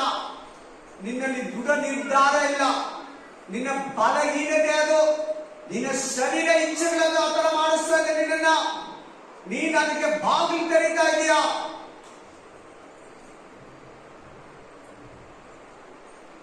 ಆಮೆನ್. ವಾಕ್ಯ ಹೇಳ್ತಾ ಇದೆ, ಆತನು ಭಕ್ತಿಹೀನರನ್ನ ಏನ್ ಮಾಡ್ತಾರಂತೆ ನೋಡಪ್ಪ. ಅದು ಸೆಕೆಂಡ್ ಕಮಿಂಗ್ಸ್ ವಾಕ್ಯ. ಚೆನ್ನಾಗಿ ಓದು, ಜೋರಾಗಿ ಓದು, ಗಟ್ಟಿಯಾಗಿ ಓದಪ್ಪ. ಇನ್ನೊಂದ್ಸರಿ ಕೇಳಿಸ್ಕೊಳ್ಳಿ. ಭಕ್ತಿಹೀನರೆಲ್ಲರನ್ನ ಮಾಡಿದ ಭಕ್ತಿಯಿಲ್ಲದ ಎಲ್ಲಾ ಕೃತ್ಯಗಳ ವಿಷಯವಾಗಿ ಮತ್ತು ಭಕ್ತಿಯಿಲ್ಲದ ಪಾಪಿಷ್ಠರು ತನ್ನ ಮೇಲೆ ಹೇಳಿದ ಎಲ್ಲಾ ಕಠಿಣವಾದ ಮಾತುಗಳ ವಿಷಯವಾಗಿ ಅವರನ್ನು ಖಂಡಿಸುವುದಕ್ಕೂ ಬಂದನು ಎಂಬುದಾಗಿ ಪ್ರವಾದಿಸಿದನು. ಖಂಡಿಸೋದಂದ್ರೆ ಏನ್ ಸಿಸ್ಟರ್? ಖಂಡಿಸೋದಂದ್ರೆ ಏನು? ಯಾಕಂಗ್ ಮಾಡಿದೆ? ಲಾಯರ್ ಜಡ್ಜ್ ಕಳಿಸಲ್ವಾ? ಕೋರ್ಟಲ್ಲಿ ಸ್ಟೇಷನ್ ಇನ್ಸ್ಪೆಕ್ಟರ್ ಕಳಿಸಲ್ವಾ? ಹಲ್ಲೆಲೂಯಾ. ಆಮೆನ್. ಸೇಮ್ ಹಂಗೆ ಖಂಡಿಸ್ತಾನ. ಶಿಕ್ಷಿಸೋದೊಂದಿದೆ ನೋಡಿ, ಎರಡು ಪದ. ಭಕ್ತಿಹೀನರಂತಿದೆ ನೋಡಿ, ಇದೆಯಾ? ಎಲ್ಲರೂ ದೇವ್ರ ಮಕ್ಕಳು ಕೆಲವು ಪಾಸ್ಟ್ ಏನ್ ಬೋಧನೆ ಮಾಡೋದು ಗೊತ್ತಾ? ದೇವ್ರು ತುಂಬಾ ಕನಿಕರನು, ಬಹಳ ಒಳ್ಳೆಯವನು, ನಮ್ಮನ್ನ ನರಕಕ್ಕಾಗೋ ದೇವರಲ್ಲ. ಹೆಂಗೆ? ಇಂಥ ಮಾತುಗಳೆಲ್ಲ ಕೇಳಬೇಡಿ. ನರಕಕ್ಕಾಗೋ ದೇವರಲ್ಲ. ಈ ಟೈಮ್ ಏನು ಕೊಟ್ಟಿರೋದು ನಿಮಗೆ? ನರಕಕ್ಕೆ ಹೋಗ್ತೀಯ, ಪರಲೋಕಕ್ಕೆ ಹೋಗ್ತೀಯ ಅಂತ ತಾನೇ ಕೊಟ್ಟಿರೋದು. ತಿರ್ಗಾ ಕೆಲವರು ಬೋಧನೆ ಹೇಳ್ತಾರೆ ಪಾಸ್ಟ್ಗಳು, ಸ್ವಲ್ಪ ದಿನ ನಮ್ಮ ನರಕದಲ್ಲಿ ಬಿಡ್ತಾನಂತೆ, ಆಮೇಲೆ ಬೇಜಾರಾಗಿ ಕರ್ಕೊಂಡ್ಬಂದು ಪರಲೋಕಕ್ಕೆ ಸೇರಿಸ್ಕೊಂಡ್ಬಿಡ್ತಾನಂತೆ. ಅಂತ ಉಪದೇಶ ಕೇಳಬೇಡಿ. ದುರ್ಬೋಧನೆ ಅದು, ನಿನ್ನ ಮೋಸ ಮಾಡೋ ಬೋಧನೆ ಅದು. ನಿನ್ನನ್ನ ದೇವರಿಂದ ನೀನ್ ಮತ್ತೆ ದೇವ್ರ ಕಡೆ ಕೈ ಎತ್ತಬಾರ್ದಂತ ನಿನ್ನ ಇನ್ನು ಪಾಪದಲ್ಲಿ ಕಟ್ಟಿ ಹಾಕೋದು. ನಾವು ಬ್ಯಾಪ್ಟಿಸಮ್ ತಗೊಂಡ್ಮೇಲೆ ಏನ್ ಪಾಪ ಮಾಡಿದ್ರು ಕ್ಷಮಿಸ್ತಾನ ಅನ್ನೋ ಕೃಪಾ ಬೋಧನೆ ಅದು, ಗ್ರೇಸ್ ಟೀಚಿಂಗ್ ಅದು. ಏನ್ ಪಾಪ ಮಾಡಿದ್ರು ಕ್ಷಮಿಸ್ತಾನಂತೆ. ಬ್ಯಾಪ್ಟಿಸಮ್ ತಗೊಂಡ್ಮೇಲೆ ಲೆಕ್ಕ ಇಲ್ಲಂತೆ. ಹಂಗೆಲ್ಲನ ಬೈಬಲ್ ಅಲ್ಲಿ ಇದೆಯಾ? ವಾಕ್ಯ ಕೊಡಲ್ಲ. ಹಂಗ ಬೈಬಲ್ ಅಲ್ಲಿ ಹೇಳಿದ್ರೆ ಇನ್ಮೇಲೆ ಪಾಪ ಮಾಡಬೇಡ ಅಂತಿದೆ. ಆ ರೋಮಪುರ ಗ್ರಂಥ 6:1-2 ಇನ್ಮೇಲೆ ಪಾಪ ಮಾಡಬೇಡ, ಇನ್ಮೇಲೆ ಪಾಪ. ಎಷ್ಟು ವಾಕ್ಯ ಬೇಕು ಕೊಡ್ತೀನಿ, ಹೆಂಗೆ ಹೇಳ್ತಾರೆ? ಅದಕ್ಕೆ ನೀವು ಬೈಬಲ್ ಚೆನ್ನಾಗಿ ಕಲ್ತ್ಕೊಳ್ಳಿ, ಬೈಬಲ್ ಚೆನ್ನಾಗಿ ಕಲ್ತ್ಕೊಳ್ಳಿ. ಅಂತವ್ರು ನಿಮ್ಮ ಹತ್ರ ಬರೋವಾಗ ಯಾಮಾರಲ್ಲ. ಯಾರು ಯಾಮಾರೋದು ಗೊತ್ತಾ? ಯಾವ ವಿಶ್ವಾಸಿಗೆ ಗೊತ್ತಾ? ಅದನ್ನ ಕೇಳಿ ನಂಬಿ ಅವ್ರ ಹಿಂದೆ ಹೋಗೋದು, ಅವ್ರ ಚರ್ಚ್ಗಳಿಗೆ ಹೋಗೋದು, ಅವ್ರ ಸೇವೆಗಳಿಗೆ ಹೋಗೋದು. ಬೈಬಲ್ ಸರಿಯಾಗಿ ಗೊತ್ತಿಲ್ದಿರೋರು ಎಲ್ಲನ ಹಂಗೆ ಹೇಳಿದ್ಯಾ? ಸ್ವಲ್ಪ ದಿನ ನರಕದಲ್ಲಿ ಬಿಡ್ತಾನೆ, ಆಮೇಲೆ ತಗೊಂಡ್ಬಿಡ್ತಾನೆ. ದೇವ್ರು ಏನ್ ಪಾಪ ಮಾಡಿದ್ರು ಕ್ಷಮಿಸ್ತಾನೆ. ನಾವು ಬ್ಯಾಪ್ಟಿಸಮ್ ತಗೊಂಡ್ಮೇಲೆ ಏನ್ ಪಾಪ ಮಾಡಿದ್ರು ಲೆಕ್ಕ ಇಲ್ಲ. ಎಲ್ಲಿ ಹೇಳಿದ್ಯಾ ಆ ತರ ವಾಕ್ಯ? ವಾಕ್ಯ ಆಧಾರ ಇಲ್ಲದೆ ಹೆಂಗೆ ಹೇಳ್ತಾರೆ ಅವರು? ನೀನ್ ಹೆಂಗೆ ನಂಬು ಹೋಗ್ತೀಯಾ? ನೀನು ಅವಕಾಶ ಕೊಟ್ಟರೆ ನಿನ್ನೊಳಗಡೆ ಕೂಡ ಮಾತಾಡ್ತಾನೆ ಸೈತಾನ, ಬೇರೆಯವ್ರು ಬೇಡ. ಪಾಪ ನಿನ್ನ ಹತ್ರ ಮಾತಾಡ್ತಾ ಇದೆಯಾ? ಮೋಸ ಹೋಗ್ತೀಯ ಬ್ರದರ್ ಸಿಸ್ಟರ್, ಕೇರ್ಫುಲ್. ಹೋದ್ವಾರ ಏನ್ರ ಬಗ್ಗೆ ಮಾತಾಡಿದ್ರು? ಏನ್ರ ಬಗ್ಗೆ ಮಾತಾಡಿದ್ರು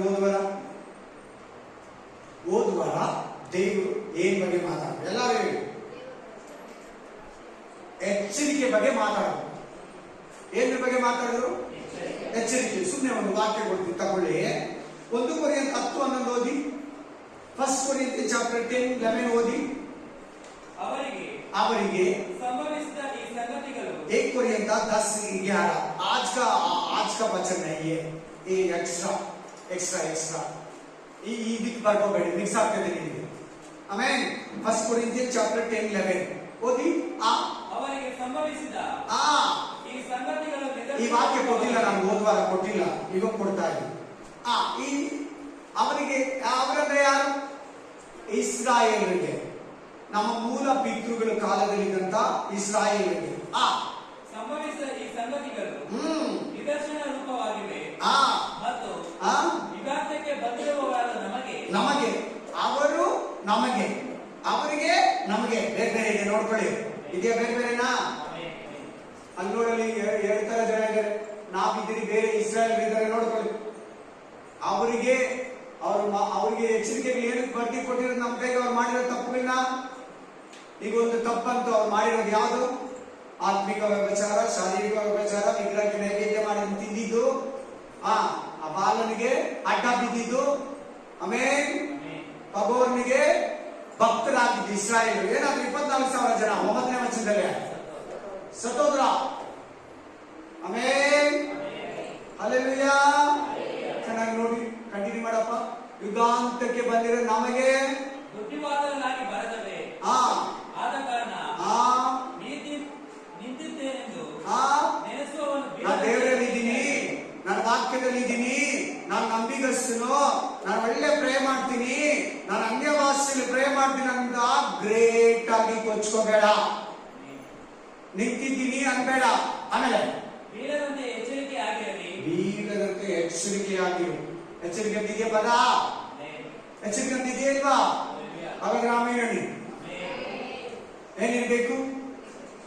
ಬೀಳದಂತೆ ಎಚ್ಚರಿಕೆಯಾಗಿರು. ಬನ್ನಿ ವಾಪಸ್. ಹಲ್ಲೆಲೂಯಾ. ಆಮೇಲೆ ಪಾಪಿಗಳನ್ನು ಏನ್ ಮಾಡ್ತಾನೆ? ದೇವರು ಶಿಕ್ಷಿಸೋದಕ್ಕೆ ಬರ್ತಾನೆ, ಶಿಕ್ಷೆ ಕೊಡೋದಕ್ಕೆ ಬರ್ತಾನೆ. ಯೂದ ಗ್ರಂಥದಲ್ಲಿ ಹೇಳಿದ್ರಲ್ವಾ, ಜೂಡ ಜಡ್ಜಸ್ ಏನಂತ ಹೇಳ್ತಾ ಇದ್ದಾರೆ? ಸಾರಿ, ಜಡ್ಜಸ್ ಅಲ್ಲ, ಜೂಡ. ಆಮೇಲೆ ಏನಂತ ಏನಕ್ಕೆ ಬರೋದಂತೆ? ಸೆಕೆಂಡ್ ಕಮಿಂಗ್ಸ್ ಏನಂತೆ? ಎರಡಿದೆ ಅಲ್ಲಿ, ಖಂಡಿಸೋದಕ್ಕೂ ಶಿಕ್ಷಿಸೋದಕ್ಕೂ. ಅಲ್ಲಿ ಕೋಪ ಇದೆಯಲ್ವಾ? ಮುಂದೆ ಕೋಪ बुद्धि गुस्सा है नहीं सिस्टर, इसमें गुस्सा है ना? गुस्सा नहीं, इसमें गुस्सा नहीं दिया, गुस्सा ही देखो, गुस्सा का बात नहीं है इस वचन में. गुस्सा ही देखो, ಕೋಪ ಅಂತ ಕೊಟ್ಟಿಲ್ಲ, ಕೋಪ ಇದೆ ನೋಡಿ, ದೇವರ ಕೋಪ. Amen, hallelujah, praise the Lord, praise the Lord. Second comings ಆಶೀರ್ವಾದವಿಲ್ಲ, ದೇವರ ಕನಿಕರ ಇಲ್ಲ, ದೇವರ ಕರುಣೆ ಇಲ್ಲ, ದೇವರ ಪ್ರೀತಿ ಮಮತೆ ಸೆಕೆಂಡ್ ಕಮಿಂಗ್ಸ್ ಅಲ್ಲಿ ಇಲ್ಲ. ಇನ್ನು ಯಾರ್ಯಾರು ರಕ್ಷಣೆ ಹೊಂದಿಲ್ಲ, ಇನ್ನು ಯಾರ್ಯಾರು ಮಾನಸಾಂತರ ಪಟ್ಟಿಲ್ಲ, ಇನ್ನು ಯಾರ್ಯಾರು ದೇವರ ಕಡೆಗೆ ತಿರುಗಲಿಲ್ಲ, ನಿಮ್ಮ ಮೇಲೆ ಕೂಡ ಕೋಪ ಬರ್ತದೆ, ದೇವರ ಕೋಪ. ಆಮೇಲೆ ರಕ್ಷಣೆ ಹೊಂದಿರೋರು ಕೂಡ ನೀನು ಬರೀ ಬಂದು ವಾಕ್ಯ ಕೇಳ್ಕೊಳ್ಳೋದೆ, 2 ವರ್ಷದಿಂದ ವಾಕ್ಯ ಕೇಳ್ತಾ ಇದೀಯಾ, 3 ವರ್ಷದಿಂದ ವಾಕ್ಯ ಕೇಳ್ತಾ ಇದೀಯಾ, 4 ವರ್ಷದಿಂದ ವಾಕ್ಯ ಕೇಳ್ತಾ ಇದೀಯಾ. ನಾನು ಹೇಳ್ತಲ್ಲ, ಒಂದು ಮನುಷ್ಯ, ನಾನು ಚರ್ಚ್ಗೆ ಹೋಗಿದ್ದು ಮುಂಚೆ ಒಂದು ಮನುಷ್ಯ ತಾತಪ್ಪ 5 ವರ್ಷದಿಂದ ಅಲ್ಲಿ ಚರ್ಚೆಗೆ ಇದ್ದಾನಂತೆ. ನಾನು ಅಲ್ಲಿ 5 ವರ್ಷ ಇದ್ದೆ. ಎಷ್ಟು ವರ್ಷ ಇದ್ದಾನೆ ಆ ತಾತಪ್ಪ? ಅವಾಗ ಆ ಮುದುಕಪ್ಪ 10 ವರ್ಷ ಆಯ್ತು ಬ್ಯಾಪ್ಟಿಸಂ ತಗೊಳ್ಳಿಲ್ಲ. ಆಮೇಲೆ ರಕ್ಷಣೆ ಹೊಂದಿಲ್ಲ, ಮಾನಸಾಂತರ ಪಟ್ಟಿಲ್ಲ. ಇವಾಗ ಆ ಮನುಷ್ಯ ದೇವರು ಬಿಟ್ಟಿದ್ದಾನೆ. ಏನ್ ಬರ್ಬೋದು ಆ ಮನುಷ್ಯನ ಮೇಲೆ? ದೇವ್ರ ಕೋಪ ಬರ್ತೈತಿ. ವಾಕ್ಯ ಪ್ರಕಾರ ದೇವರ ಉಗ್ರತೆ ಅವ್ರ ಮೇಲೆ ಬರ್ತೈತೆ. ಆಮೇಲೆ ಹಲ್ಲೆಲೂಯಾ. ಯಾರೇನಿದ್ದಾರೆ ನೋಡಿ, ನೀನಿದೀಯಾ, ನಿನ್ ತಂದೆ, ನಿನ್ ತಾಯಿ, ನಿಮ್ಮ ಅಕ್ಕ, ನಿನ್ ತಮ್ಮ, ನಿನ್ ತಂಗಿ, ನಿಮ್ಮ ಅಳಿಯ, ನಿಮ್ಮ ಮಾವ, ನಿಮ್ಮ ಬಾಮ್ಮ ಇದ್ದ, ಎಲ್ಲರೂ ನಿಮ್ಮ ಅಕ್ಕ ಮಕ್ಕಳು, ಅಕ್ಕ ಗಂಡ, ನಿಮ್ಮ ತಂಗಿ ಮಕ್ಕಳು, ತಂಗಿ ಗಂಡ, ಎಲ್ಲರೂ ಆಲ್ಮೋಸ್ಟ್ ಯಾರು ನಂಬಿಲ್ಲ, ಯಾರು ದೇವರನ್ನ ವಿಶ್ವಾಸ ಮಾಡಿಲ್ಲ, ಯಾರು ದೇವರನ್ನ ಸುವಾರ್ತೆಯನ್ನ ನಂಬಲಿಲ್ಲ, ಪರಲೋಕಕ್ಕೆ ತಮ್ಮ ಹೆಸರುಗಳನ್ನ ಜೀವ ಭಾಗರ ಪಟ್ಟಿಯಲ್ಲಿ ಕೊಟ್ಟಿಲ್ಲ, ಎಲ್ಲರ ಮೇಲೆ ಕೋಪ ಬರ್ತದೆ. ಬರೀ ವಾಕ್ಯ ನಡೆದಿರೋರ ಮೇಲೆ ಮಾತ್ರ ಅಲ್ಲ, ದೇವರ ಮಕ್ಕಳ ಮೇಲೆ ಮಾತ್ರ ಅಲ್ಲ, ದೇವರ ನಂಬಿರೋರ ಮೇಲೆ ಕೂಡ ಬರ್ತದೆ. ದೇವರ ನಂಬಿ ವಾಕ್ಯ ಪ್ರಕಾರ ನಡೆದಿರೋರ ಮೇಲೆ ಕೂಡ ದೇವರ ಕೋಪ ಬರ್ತದೆ. ನನ್ನನ್ನು ಯಾಕೆ ನಂಬಲಿಲ್ಲ, ಸ್ವಾರ್ಥೆಯನ್ನು ಯಾಕೆ ನಂಬಲಿಲ್ಲ, ವಾಕ್ಯ ಪ್ರಕಾರ ಯಾಕೆ ನಡೆಯಲಿಲ್ಲ, ವಾಕ್ಯ ಗೊತ್ತಿದ್ದು ಯಾಕೆ ಪಾಪ ಮಾಡಿದೆ, ಕರ್ತನು ಹೋದ್ರೆ ತಿಂದು ತಿಂದು ಮತ್ತೆ ಮತ್ತೆ ತಿಂದು ತಿಂದು ಹೇಳಿದ್ರು ಪಾಪನ ಮತ್ತೆ ಮತ್ತೆ ಮಾಡಿದೆ ಅಂತ ಕೋಪ ಬರ್ತದೆ ದೇವರಿಗೆ. ಅನ್ಯ ಜನಗಳ ಮೇಲೆ ಬರ್ತದೆ, ನಡೀತಿರೋ ದೇವರ ಮಕ್ಕಳ ಮೇಲೆ ಕೂಡ, ಬೋಧಕರನ್ನು ಕೂಡ ಬಿಡಲ್ಲ ಇಲ್ಲಿ. ನಾನು ಪಾಸ್ಟರ್ ದೇವ್ರೆ 100 ಚರ್ಚ್ ಕಟ್ಟಿದ್ದೀನಿ, ಲಕ್ಷಾಂತರ ಜನಕ್ಕೆ ಬ್ಯಾಪ್ಟಿಸಮ್ ಕೊಟ್ಟಿದ್ದೀನಿ, 100 ಚರ್ಚ್ಗಳು ಬ್ರಾಂಚ್ಗಳನ್ನ ಓಪನ್ ಮಾಡಿದೆ. ನೀನ್ ಯಾರೋ ನನಗೆ ಗೊತ್ತಿಲ್ಲ. ನಾನು ದೆವ್ವಗಳು ಬಿಡಿಸಿದೆ, ನಾನು ರೋಗ ಸ್ವಸ್ಥತೆ ಮಾಡಿದೆ. ಭಕ್ತಿಹೀನನಾಗಿ ನೀನು ಮಾಡಿದ್ದು, ನನ್ನ ಚಿತ್ತಾನುಸಾರ ಮಾಡಿಲ್ಲ ಅಂದ್ಕೊಳ್ತಾನೆ. Amen, hallelujah, praise the Lord. ಏನಿದೆ?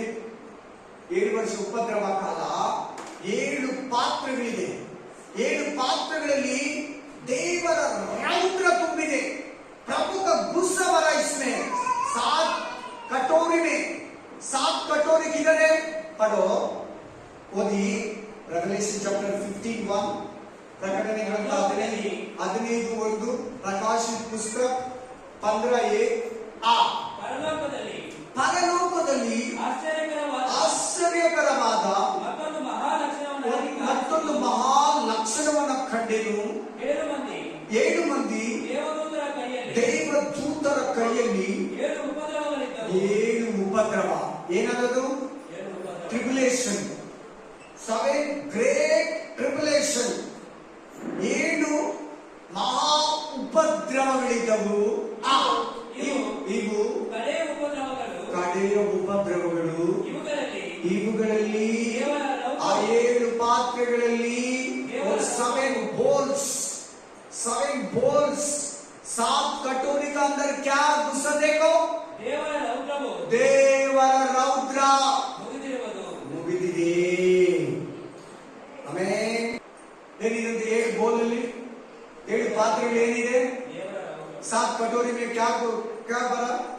प्रभु का गुस्सा, ದೇವರ ರೌದ್ರ. Amen, hallelujah. ಯಾರು ನಮ್ಗೆ ಕಾಫಿ ಕೊಡೋಕೆ ಬರ್ತಾರೆ, ನಾವೇನಂತ ಕೇಳ್ತೀವಿ? ಕಾಫಿನ, ಟೀನ, ಜ್ಯೂಸ್ ಅಂತ ಕೇಳಿದ್ರೆ ಕೇಳಲ್ವಾ? ನಾ ಕಾಫಿ ಇದ್ರೆ ಕುಡಿಯಲ್ಲ ಅಂತೀವಿ, ಟೀ ಕುಡಿ ಅಂತೀವಿ. ಆ ಕಪ್ಪಲ್ಲಿ ಇರೋದು ಕಾಫಿ, ನಿನಗೆ ಬೇಕಾಗಿರೋದು ಟೀ. ಈ ಕಪ್ಪಲ್ಲಿ ಏನಿದೆ? ಈ ಪಾತ್ರೆಯಲ್ಲಿ ಏನಿದೆ? ಕೋಪ. ದೇವರ ಕೋಪ ಇದೆ, ಭಯಂಕರ ಕೋಪ. ಅದು ನೋಡಕ್ಕೆ ಆಗಲ್ಲ. ಅವೆಲ್ಲ ನೋಡಿದ್ರೆ ಬೆಟ್ಟನೆ ನಮ್ಮ ಮೇಲೆ ಹಾಕಿದ್ರೆ ಅಂತ ಕೋಪ. ಅದು ನೋಡಕ್ಕೆ ಆಗಲ್ಲ, ಗೆಸ್ ಮಾಡಕ್ಕೆ ಆಗಲ್ಲ. ಕೋಪ ನೋಡ್ಕೊಳ್ಳಿ. ಆ ವಾಕ್ಯ ತಗೊಂಡು ಪ್ರಕಟಣೆ ಗ್ರಂಥ 6ನೇ ಅಧ್ಯಾಯ 16-17, ಪ್ರಕಾಶಿತ ಪುಸ್ತಕ 6 अध्याय 16-17 वचन. ಆಮೇಲೆ ರೆವಲೇಷನ್ ಚಾಪ್ಟರ್ 6 16-17. ತಮ್ಮನ್ನು ಮರೆಮಾಡಿಕೊಂಡು ಬೆಟ್ಟಗಳಿಗೂ ಬಂಡೆಗಳಿಗೂ ನಮ್ಮ ಮೇಲೆ ಬಿಡಿ. ಯಾರನ್ನ ಕರೀತಾರೆ? पत्थर, शिकार मेरा मुंह पर आओ. क्यों? ಯಾಕೆ? why? ಏನ್ ಕಾರಣ? What is the reason? ಏನ್ ಕಾರಣ? ಏನ್ ಕಾರಣ? ಕ್ಯಾ ಕಾರಣ? ನೋಡಿ, ಅಲ್ಲಿ ನೋಡ್ಕೊಳ್ಳಿ. ಅದು ಆ ಮಾತು ಕೂಡ ಇದೆ ನೋಡಿ. ಸಿಂಹಾಸನದ ಮೇಲೆ ಕೂತಿರುವ ಆತನ ಮುಖಕ್ಕೂ ಯಜ್ಞದ ಕುರಿಯಾದವನ ಮುಖ ಅಂತ ಯಾಕೆ ಹೇಳ್ತಾರೆ ಇಲ್ಲಿ? ಫೇಸ್. मुंह क्यों बात आ रही इधर? उसक इधर दिखा रहा पहले मुंह में. ಕೋಪ ಎಲ್ಲಿ ಕಾಣಿಸುತ್ತೆ? ಫಸ್ಟ್ ಮುಖದಲ್ಲಿ. ದೇವರ ಮುಖಕ್ಕೂ ಯಜ್ಞದ ಕುರಿಮರಿಯಾದವನ ಮುಖಕ್ಕೂ ಕೋಪ. ನೋಡಲಿ, ಕರುಣಾಮಯನ. ಈಗ ಕರುಣಾಮಯನ, ಈಗ ಕನಿಕರ್ಣ. ಈಗ ಯೇಸು ನಿನ್ನನ್ನು ಕರುಣಿಸ್ತಾನೆ, ಕನಿಕರಿಸ್ತಾನೆ. ಮಾಡು ಮಾಡು ಮಾಡು ಮಾಡು, ಪಾಪ ಮಾಡು, ಖುಷಿ ಪಡು, ಸಂತೋಷ ಪಡು, ಮಜಾ ಮಾಡು, ತಿರುಗು, ತಿನ್ನು, ಮಾಡು. ಬೇಡ ಅಂದಿದ್ದೆಲ್ಲ ತಿನ್ನು, ಬೇಡ ಅಂದಿದ್ದೆಲ್ಲ ನೋಡು, ಬೇಡ ಅಂದಿದ್ದೆಲ್ಲ ಕೇಳು ಕಿವಿಯಲ್ಲಿ. ಬಿಟ್ಟಿದ್ದಾನೆ ನಿನ್ನ ನನ್ನನ್ನ ಮಾಡೋನೆಲ್ಲಾನು ಬಿಟ್ಟಿರ್ತಾನೆ. ನೋಡಿ, ಈ ದಿನ ಬಂದಿದೆ ನೋಡಿ ಬ್ರದರ್. ಹಲ್ಲೆಲೂಯಾ. ವಾಕ್ಯ ಸಿಗುವತ್ರ ಸಂತೋಷವಾಗಿ ಕುಡಿಬೇಕು ವಾಕ್ಯನ. ಹಲ್ಲೆಲೂಯಾ. ವಾಕ್ಯ ಇಲ್ದಿರ ನಾಶನ ಆಗ್ತೀವಿ. ವಾಕ್ಯ ಅಂದ್ರೆ ಯಾರು? ಯೇಸು ಸ್ವಾಮಿ. ವಾಕ್ಯ ಕರೆಕ್ಟ್ ಆಗಿ ಸಿಗ್ಬೇಕು ಅರ್ಥ. ದೇವ್ರ ಕೋಪ ನಿನ್ ಮೇಲೆ ಬರಬಾರ್ದು ಅಂದ್ರೆ ಯಾರ್ಯಾರು ಪಾಪದಲ್ಲಿ ಇದ್ರೋ ಪಾಪ ಬಿಟ್ಟು ಬ್ಯಾಪ್ಟಿಸಮ್ ತಗೊಂಡು, ಆಮೇಲೆ ಯಾರ್ಯಾರು ಬ್ಯಾಪ್ಟಿಸಮ್ ತಗೊಂಡು ಪಾಪದಲ್ಲಿ ಇದ್ರೋ ಪಾಪಗಳನ್ನ ಬಿಟ್ಟು ಪರಿಶುದ್ಧರಾಗಿ ಪರಿಶುದ್ಧಾತ್ಮವನ್ನು ಕೊಡಿ, ಪರಿಶುದ್ಧಾತ್ಮನಿಂದ ನಡೆಸ್ಕೊಳ್ಳಿ. ದೇವರ ಕೋಪ ಎಷ್ಟು ಮಾತ್ರಕ್ಕೂ ನಿನ್ ಮೇಲೆ ಬರಲ್ಲ.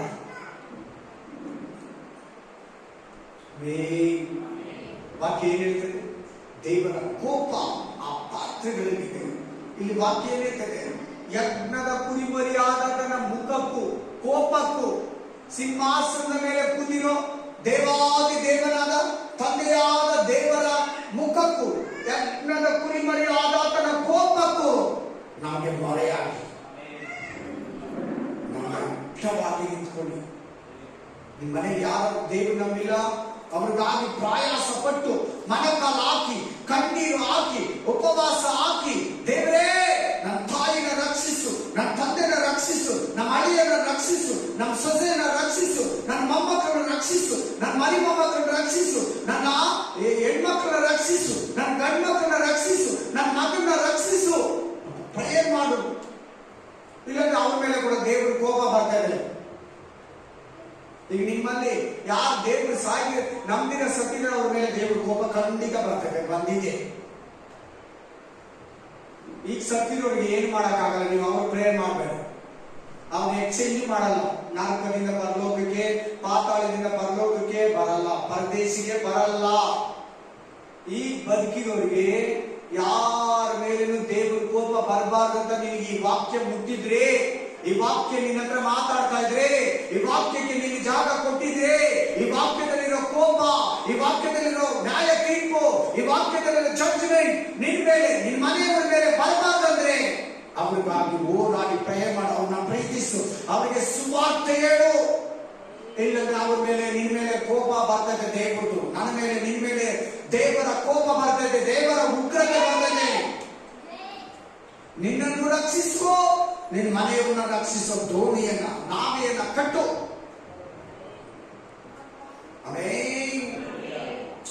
ಇದು ನಡೆಯೋ ತನಕ ನಮ್ಗೆ ಗೊತ್ತಾಗಲ್ಲ. ಈಗ ಯಾವಾಗ ಆಗ ಗೊತ್ತಾ? ಸಮಾಪ್ತಿಯಲ್ಲಿ. ಹಲ್ಲೆಲೂಯಾ. ನೀವ್ ಯಾರನ್ನ ಸಿಂಪಲ್ ಆಗಿ ಕೇಳ್ತಾರೆ, ನನಗೆ ನೀವು ಮೋಸ ಹೋಗ್ತೀವಿ. ಇದನ್ನೇನೋ ಒಂದು ಕತೆ ತರನೋ ಏನೋ ಬಂದ್ಬಿಟ್ಟಿದೀನಿ, ಚರ್ಚಿಗೆ ಬಂದಿದೀನಿ, ಅಣ್ಣ ಹೇಳ್ತಾ ಇದ್ದಾರೆ, ಬ್ರದರ್ ಹೇಳ್ತಾ ಇದ್ದಾರೆ, ಫಾಸ್ಟರ್ ಹೇಳ್ತಾ ಇದ್ದಾರೆ ಅಂತ ನೀನ್ ಕೇಳ್ತಾ ಇದ್ರೆ ಖಂಡಿತ ನಿಮ್ಗೆ ಏನು ಯೂಸ್ ಆಗಲ್ಲ. ನಿನ್ ಮೇಲೆ ಕೋಪ ಖಂಡಿತ ಬರ್ತದೆ. ಇದನ್ನು ಕೇಳಿ ನೀನ್ ಎಚ್ಚೆತ್ಕೊಂಡು ದೇವರ ಕಡೆ ಕೈ ಎತ್ತಿದ್ರೆ ನಿನ್ ಮೇಲೆ ನನ್ನ ಮೇಲೆ ಆ ಕೋಪ ಹೋಗುತ್ತೆ. ಹಲ್ಲೆಲೂಯಾ. ಎಸ್, ಓದಿ ಇನ್ನೊಂದು ವಾಕ್ಯದಲ್ಲಿ ಕೋಪ ಇದೆಯಾ ನೋಡಿ? ಕೋಪ ಅಂತಿದೆ ನೋಡಿ, ಮಗನ ಕೋಪ ಅಂತಿದೆ ನೋಡಿ, ಯೇಸು ಸ್ವಾಮಿ ಕೋಪ ಅಂತಿದೆ ನೋಡಿ. ಆಮೇನ್, ಹಲ್ಲೆಲೂಯಾ. ಈ ತರ ಮುಖ ಜೀಸಸ್ ಫೋಟೋ ಯಾರ ಮನೆಯಲ್ಲಿ ಇದೆಯಾ? ಯಾರ ಮನೆಯಲ್ಲಿ ಈ ತರ ಕೋಪ ಮುಖ ಇದೆಯಾ? ಆಮೇನ್, ಇದು ಯಾರ ಮನೆಯಲ್ಲಿ ಅಲ್ಲೇನು ಇಲ್ಲ. ಯಾರ ಮನೆಯಲ್ಲಿರೋ ಜೀಸಸ್ ಫೋಟೋ ಜೀಸಸ್ ಅಲ್ಲ. ಹಲ್ಲೆಲೂಯಾ. ಅದೆಲ್ಲ ನೋಡೋಕೆ ಆಗಲ್ಲ. ಆತನ ಕೋಪ ಯಾರು ಸಹಿಸಕ್ಕಾಗಲ್ಲ. Amen, praise the Lord. ಬನ್ನಿ ಇಬ್ರಿಯ 3:16, ಇಬ್ರು 3:60, ಎಬ್ರಿಯರ್ 3:16 ಮೋಶೆಯ ಕೈ ಕೆಳಗಿದ್ದು ಐಗುಪ್ತದೊಳಗಿಂದ ಹೊರಟು ಬಂದವರೆಲ್ಲರೂ ಅಲ್ಲದೆ ಮತ್ತು 40 ವರ್ಷ कितने साल? 40 साल, 40 years. ಆತನು ಯಾರ ಮೇಲೆ ಬಹಳವಾಗಿ ಕೋಪಿಸಿಕೊಂಡನು. ಮೆಸೇಜ್, ಇವತ್ತು ಮೆಸೇಜ್ ಇದೆಯಾ? ಕೋಪ ಅಂತ ಯಾರ ಮೇಲೆ ಕೋಪ ಬಂತು? ಕಾಲೇಬಿನ ಮೇಲೆ, ಮೋಶೆ ಮೇಲೆ, ಯೆಹೋಶುವ ಮೇಲೆ ಬಂದಿಲ್ಲ, ಮಿಕ್ಕವರೆಲ್ಲರ ಮೇಲೆ ಕೋಪ ಬಂತು. ಅವ್ರ ತಂದೆ ತಾಯಿಗಳ ಮೇಲೆ ಕೋಪ ಬಂತು, ಪಾಪ ಮಾಡಿದವರ ಮೇಲೆ ಕೋಪ ಬಂತು. 40 ವರ್ಷ ಅವರು ದೇವರನ್ನ ಕೋಪ ಬೆಂಬಲಿಸಿದ್ರು. My dear brother, my dear sister, ನನ್ನ ಪ್ರೀತಿಯ ಸಹೋದರ, ನನ್ನ ಪ್ರೀತಿಯ ಸಹೋದರ, ನಿನ್ ದೇವರ ಹತ್ರ ಸಮಾಧಾನವಾಗಿದೆಯಾ? ದೇವರಿಗೆ ನಿನ್ ಮೇಲೆ ಕೋಪ ಇದೆಯಾ? ನೋಡು, ಚೆನ್ನಾಗಿ ಪರೀಕ್ಷೆ ಮಾಡ್ಕೊ ಒಂದು ನಿಮಿಷ. ನಿನ್ನ ವಿಷಯದಲ್ಲಿ ದೇವರು ಸಮಾಧಾನವಾಗಿದ್ದಾನ, ಕೋಪದಲ್ಲಿದ್ದಾನ?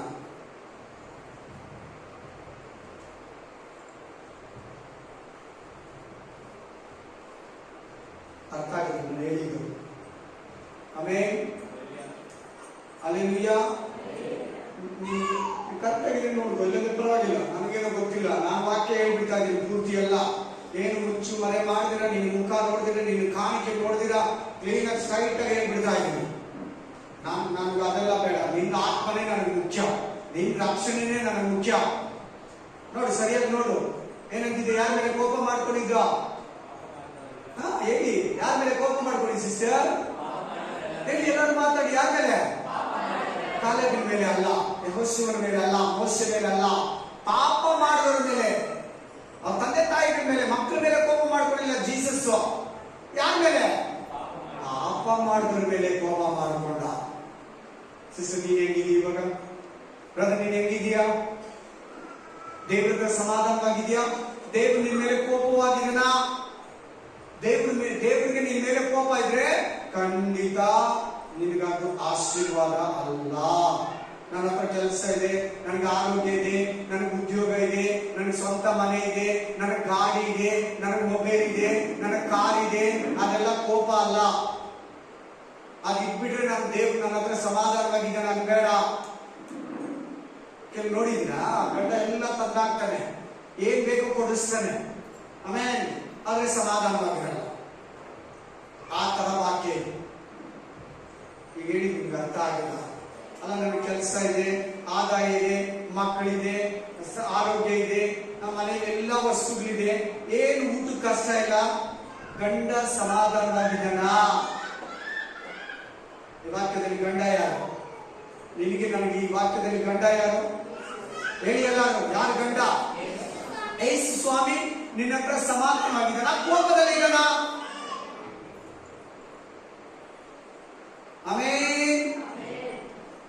ಕೋಪದಲ್ಲಿದ್ರೆ ಸರಿ ಮಾಡ್ಕೊ, ಕೋಪದಲ್ಲಿದ್ರೆ ಸಮಾಧಾನವಾಗಿಬಿಡು. ರೋಡಲ್ಲೇ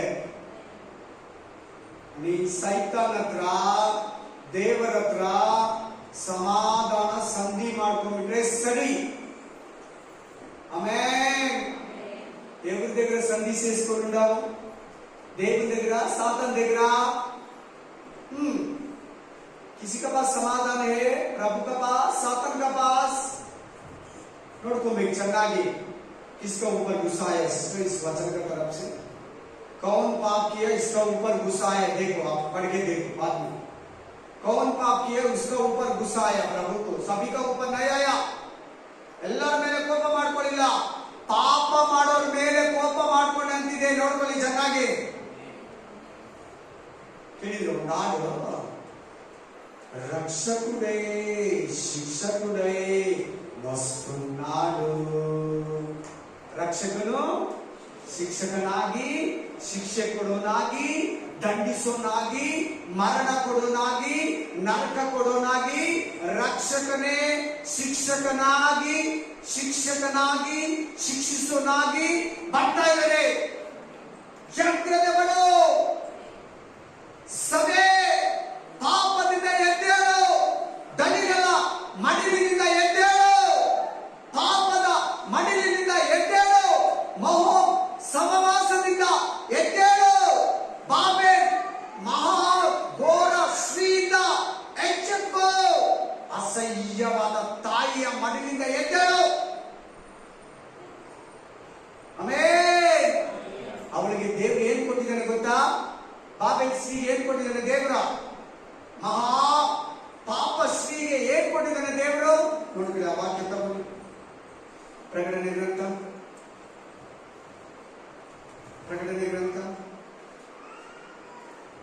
16:19.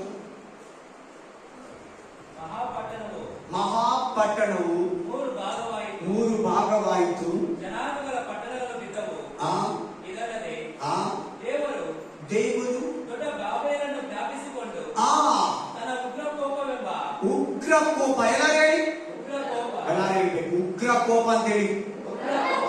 ಪ್ರತಿಯೊಬ್ಬರು ಹೇಳಿ. ಏನ್ ತಿಂದ್ರ ಇಲ್ವಾ? ಹಾ, ಜೋರ ಗಟ್ಟಿಯಾಗಿ ಹೇಳಿ ಎಲ್ಲಾರು. ಹಾ, ಕಂಟಿನ್ಯೂ ಮಾಡಪ್ಪ. ಉಗ್ರ ಕೋಪವೆಂಬ ಹ್ಮ್ ದ್ರಾಕ್ಷಾರಸದ ಪಾತ್ರೆಯನ್ನು ಅವರಿಗೆ ಕುಡಿಯಲು ಕೊಟ್ಟನು. ಏನಿದೆ ಆ ಪಾತ್ರೆಯಲ್ಲಪ್ಪ ಸಿಸ್ಟರ್? ಏನಿದೆ? ಹಾ, ನೋಡ, ಅವಳು ಕುಡಿದು ನಿನ್ ಕೈ ಕೊಡ್ತಾಳೆ. ಅವಳು ಕುಡಿದು ಆ ಮಹಾ ವೇಶ್ಯಿ, ಬಾಬಿಲೋನ್ ಸ್ತ್ರೀ, ಅಸಹ್ಯ ತಾಯಿ, ಅಸಹ್ಯಗಳಿಗೆ, ಅಸಹ್ಯ ಕಾರ್ಯಗಳು ನಡೆಸುವವರಿಗೆ, ಪಾಪಗಳನ್ನ ಪ್ರೀತಿಸುವವರಿಗೆ ಅವಳು ಯಾರಂತೆ? ತಾಯಿ. ಅವಳ ಕೈಗೆ ಏನ್ ಕೊಡ್ತಾರಂತೆ? ರೌದ್ರವೆಂಬ ಪಾತ್ರೆಯನ್ನ ಕೊಡ್ತಾನೆ, ಕುಡಿಬೇಕು. ಅವಳು ಕುಡಿದು ನೀನು ನಾನೇನಾದ್ರೂ ಪಾಪದಲ್ಲಿದ್ರೆ ನಿನ್ನ ಕೈಗೆ ನನ್ನ ಕೈ ಕೊಡ್ತಾಳೆ. ನಾವು ಕೂಡ ಕುಡಿಬೇಕು. ಇದ್ರೆ ಪಾಪದಲ್ಲೇ, ಅಸಹ್ಯದಲ್ಲಿ ಸೇರಿದ್ರೆ ಕುಡಿಲೇಬೇಕು ನೀನು ನಾನು. ಇಲ್ವಾ? ಈ ಸಂದೇಶ ಕೇಳಿ ಭಯಪಟ್ಟು ದೇವರ ಹತ್ರ ಸಮಾಧಾನ ಮಾಡಿಕೊಂಡ್ರೆ ಆ ಪಾತ್ರ ನಿನಗೆ ಮಿಸ್ ಆಗುತ್ತೆ. ಆಮೇಲೆ ಮೋಸ ಹೋಗ್ಬೇಡ. ನಿನ್ನ ಮನಸ್ಸು ನಿನಗೆ ಮೋಸ ಮಾಡ್ತದೆ. ಮೋಸ ಹೋಗ್ಬೇಡ. ನಿನ್ನ ಶರೀರ ನಿನಗೆ ಮೋಸ ಮಾಡ್ತದೆ. ಹಲ್ಲೆಲೂಯಾ. ವಾಕ್ಯ ಕ್ಲೀನ್ ಆಗಿ ಹೇಳ್ತಾ ಇದೆ. ಕೋಪ ಅಂತಿದೆ ನೋಡಿ, ಪಾತ್ರೆ ಅಂತಿದೆ ನೋಡಿ, ಬಾಬೆಲ್ ಸ್ತ್ರೀ ಅಂತಿದೆ ನೋಡಿ, ಮೋಸ ಹೋಗ್ಬೇಡ ಅಂತಿದೆ ನೋಡಿ. ಎಲ್ಲಿದೆ ಹೇಳಿ ಮೋಸ ಹೋಗ್ಬೇಡ ಅಂತ? ಅದೇ ಅಧ್ಯಾಯದಲ್ಲಿ, ಗ್ರಂಥದಲ್ಲಿ ಮೋಸ ಹೋಗ್ಬೇಡ ಅಂತ ಎಲ್ಲಿ ಹೇಳಿ? ಬಾಬೆಲ್ ಸ್ತ್ರೀ ಅಂತಿದ್ಯಾ? 14ನೇ ಅಧ್ಯಾಯಕ್ಕೆ ಹೋಗಿ, 14ನೇ ಅಧ್ಯಾಯಕ್ಕೆ ಹೋಗಿ ತೋರಿಸಿ. ಬೈಬಲ್ ಓದಲ್ಲ ನೀವು. ಬೈಬಲ್ ಚೆನ್ನಾಗಿ ಓದಿ ಸತ್ತೋಗಿ ಪರಲೋಕಕ್ಕೆ ಹೋಗ್ತೀರಾ. ಚೆನ್ನಾಗಿ ಬೈಬಲ್ ಓದ್ಬಿಟ್ಟು ಸತ್ತೋಗಿ ಪರಲೋಕಕ್ಕೆ ಹೋಗ್ತೀವಿ. ಸಿಕ್ಕಮ್ಮ? ಸಿಕ್ಕ 14ನೇ ಅಧ್ಯಾಯದಲ್ಲಿ ಯಾರು ಸವಾಸ ಮಾಡಬೇಡ ಅಂತ ಹೇಳಿದೆ? ಅದು ಯಾವ ಸ್ತ್ರೀ? ಅದು ಯಾವ ಸ್ತ್ರೀ?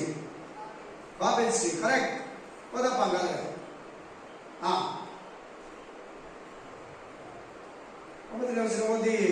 ಅವನ ಹಿಂದೆ ಹಾ, ಮೂರನೆಯವನಾದ ಒಬ್ಬ ಹಾ, ದೇವದೂತನು ಬಂದು ಹಾ, ಯಾವನಾದರೂ ಹಾ, ಮೊದಲನೆಯ ಮೃಗಕ್ಕೂ ಹಾ, ಅದರ ವಿಗ್ರಹಕ್ಕೂ ನಮಸ್ಕಾರ ಮಾಡಿ ತನ್ನ ಹಣೆಯ ಮೇಲಾಗಲಿ ಕೈಯ ಮೇಲಾಗಲಿ ಗುರುತು ಹಾಕಿಸಿಕೊಂಡರೆ ಅವನು ಸಹ ದೇವರ ಕೋಪವೆಂಬ ಪಾತ್ರೆಯಲ್ಲಿ. Revelation chapter 14, 9 to 11.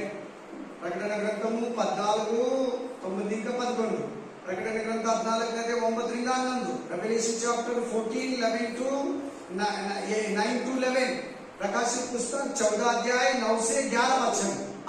ದೇವರ ಕೋಪವೆಂಬ ಪಾತ್ರೆಯಲ್ಲಿ ಏನೂ ಬೆರೆಸದೆ ಹಾಕಿದ ದೇವರ ರೌದ್ರವೆಂಬ ದ್ರಾಕ್ಷಾರಸವನ್ನು ಕುಡಿಯುವನು. ಪರಿಶುದ್ಧ ದೇವದೂತರ ಮುಂದೆಯೂ ಯಜ್ಞದ ಕುರಿಯಾಗಾತನ ಮುಂದೆಯೂ ಬೆಂಕಿಯಿಂದಲೂ ಗಂಧಕದಿಂದಲೂ ಯಾತನೆ ಪಡುವನು. ಯಾರು ಸವಾಸ ಮಾಡ್ತಾರೆ? ಯಾವ ಸ್ತ್ರೀ? ಬಾಬೆಲ್ ಸ್ತ್ರೀ ಸವಾಸ ಮಾಡಿದ್ರೆ ಏನಾಗ್ತೀಯಾ? ಅದರಲ್ಲಿ 18, 4, 5 ಅದು उसमें 18, 4, 5 ಬಡು. ಪರಲೋಕದಿಂದ ಬಂದ Revelation chapter 18, 4 to 5. ಪರಲೋಕದಿಂದ ಬಂದು ಮತ್ತೊಂದು ಶಬ್ದವನ್ನು ಕೇಳಿದೆನು. ಅದು ಹೇಳಿದ್ದೇನೆಂದರೆ, ನನ್ನ ಪ್ರಜೆಗಳೇ. ಯಾರು? ಅನ್ನಿರ ನಾವ? ಹೇಳ್ಬೇಕು ಎಲ್ಲಾರು. ಎಲ್ಲಾರು ಮಾತಾಡಿ. ಅನ್ನಿರ ನಾವ? ನನ್ನ ಪ್ರಜೆ ಅಂದ್ರೆ ಯಾರು? ದೇವ್ರ ಮಕ್ಕಳು. ನನ್ನ ಪ್ರಜೆ ಅಂದ್ರೆ ಯಾರು? ದೇವ್ರ ಮಕ್ಕಳು. ಓದಿ. ಪಾಪ ಯಾರು ಮಾಡ್ತಾ ಇದ್ದೀರಾ? ಓದ್ಕೊಳ್ಳಿ, ಎಲ್ಲರೂ ಕೇಳಿಸ್ಕೊಳ್ಳಿ. ಪಾಪದಲ್ಲಿರೋರೆಲ್ಲ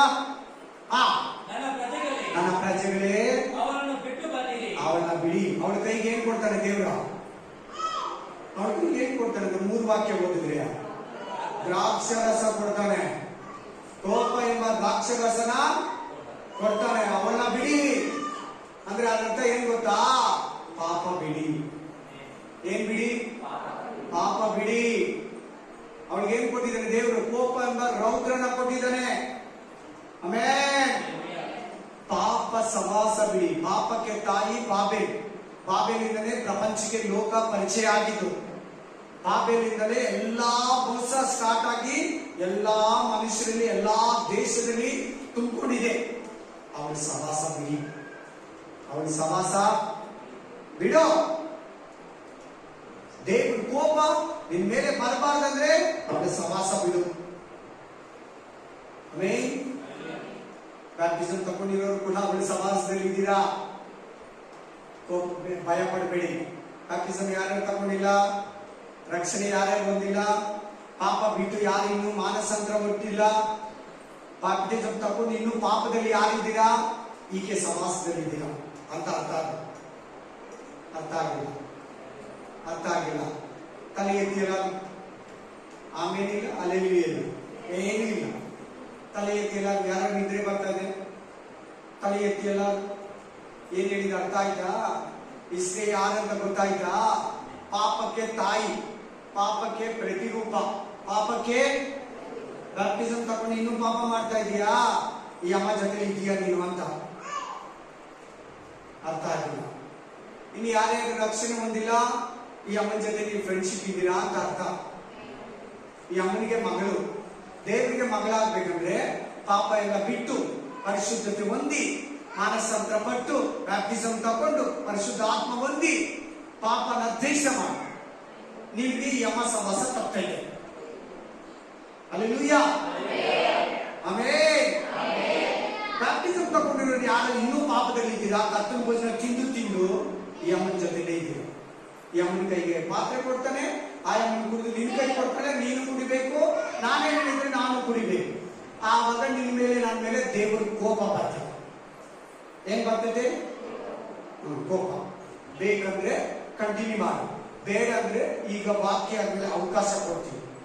ಬಿಟ್ಟು ಒಂದೊಂದು ದಿನ ಕೂಡ ಭಯಭಕ್ತಿಯಿಂದ ಜೀವಿಸಿ. ನೀನು ಕೂಡ ಬ್ಯಾಪ್ಟಿಸಮ್ ಇರಲ್ಲ, ರಕ್ಷಣೆ ಇದೆಯಾ ನಿಮಗೆ? ನೀನು ಕೂಡ ಈ ವಾಕ್ಯ. Amen, amen, hallelujah, hallelujah. ಕರ್ತನೇ, ಯಾವೊಬ್ಬರು ನಿನ್ನ ಕೋಪಕ್ಕೆ ಪಾತ್ರರಾಗಬಾರ್ದು ರಾಜ. ನಿನ್ನ ಕೃಪೆಗೆ ಪಾತ್ರರಾಗಬೇಕು ರಾಜ. ನಿನ್ನ ಆಶೀರ್ವಾದಕ್ಕೆ ಪಾತ್ರರಾಗಬೇಕು ರಾಜ. ನಿನ್ನ ನಿತ್ಯ ಜೀವಕ್ಕೆ ಪಾತ್ರರಾಗಬೇಕು ರಾಜ.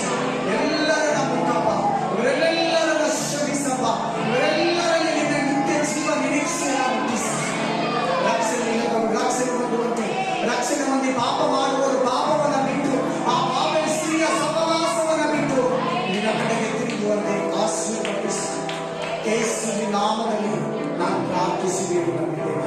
ನನ್ನ ಪರಲೋಕವಿರುವ ಒಳ್ಳೆಯ ತಂದೆ, ಆಮೆನ್, ಆಮೆನ್, ಆಮೆನ್. ನನ್ನ ಮನೆಗೆ ಕರ್ತನನ್ನು ಕೊಡ, ನನ್ನ ಸಹೋದರರಾದ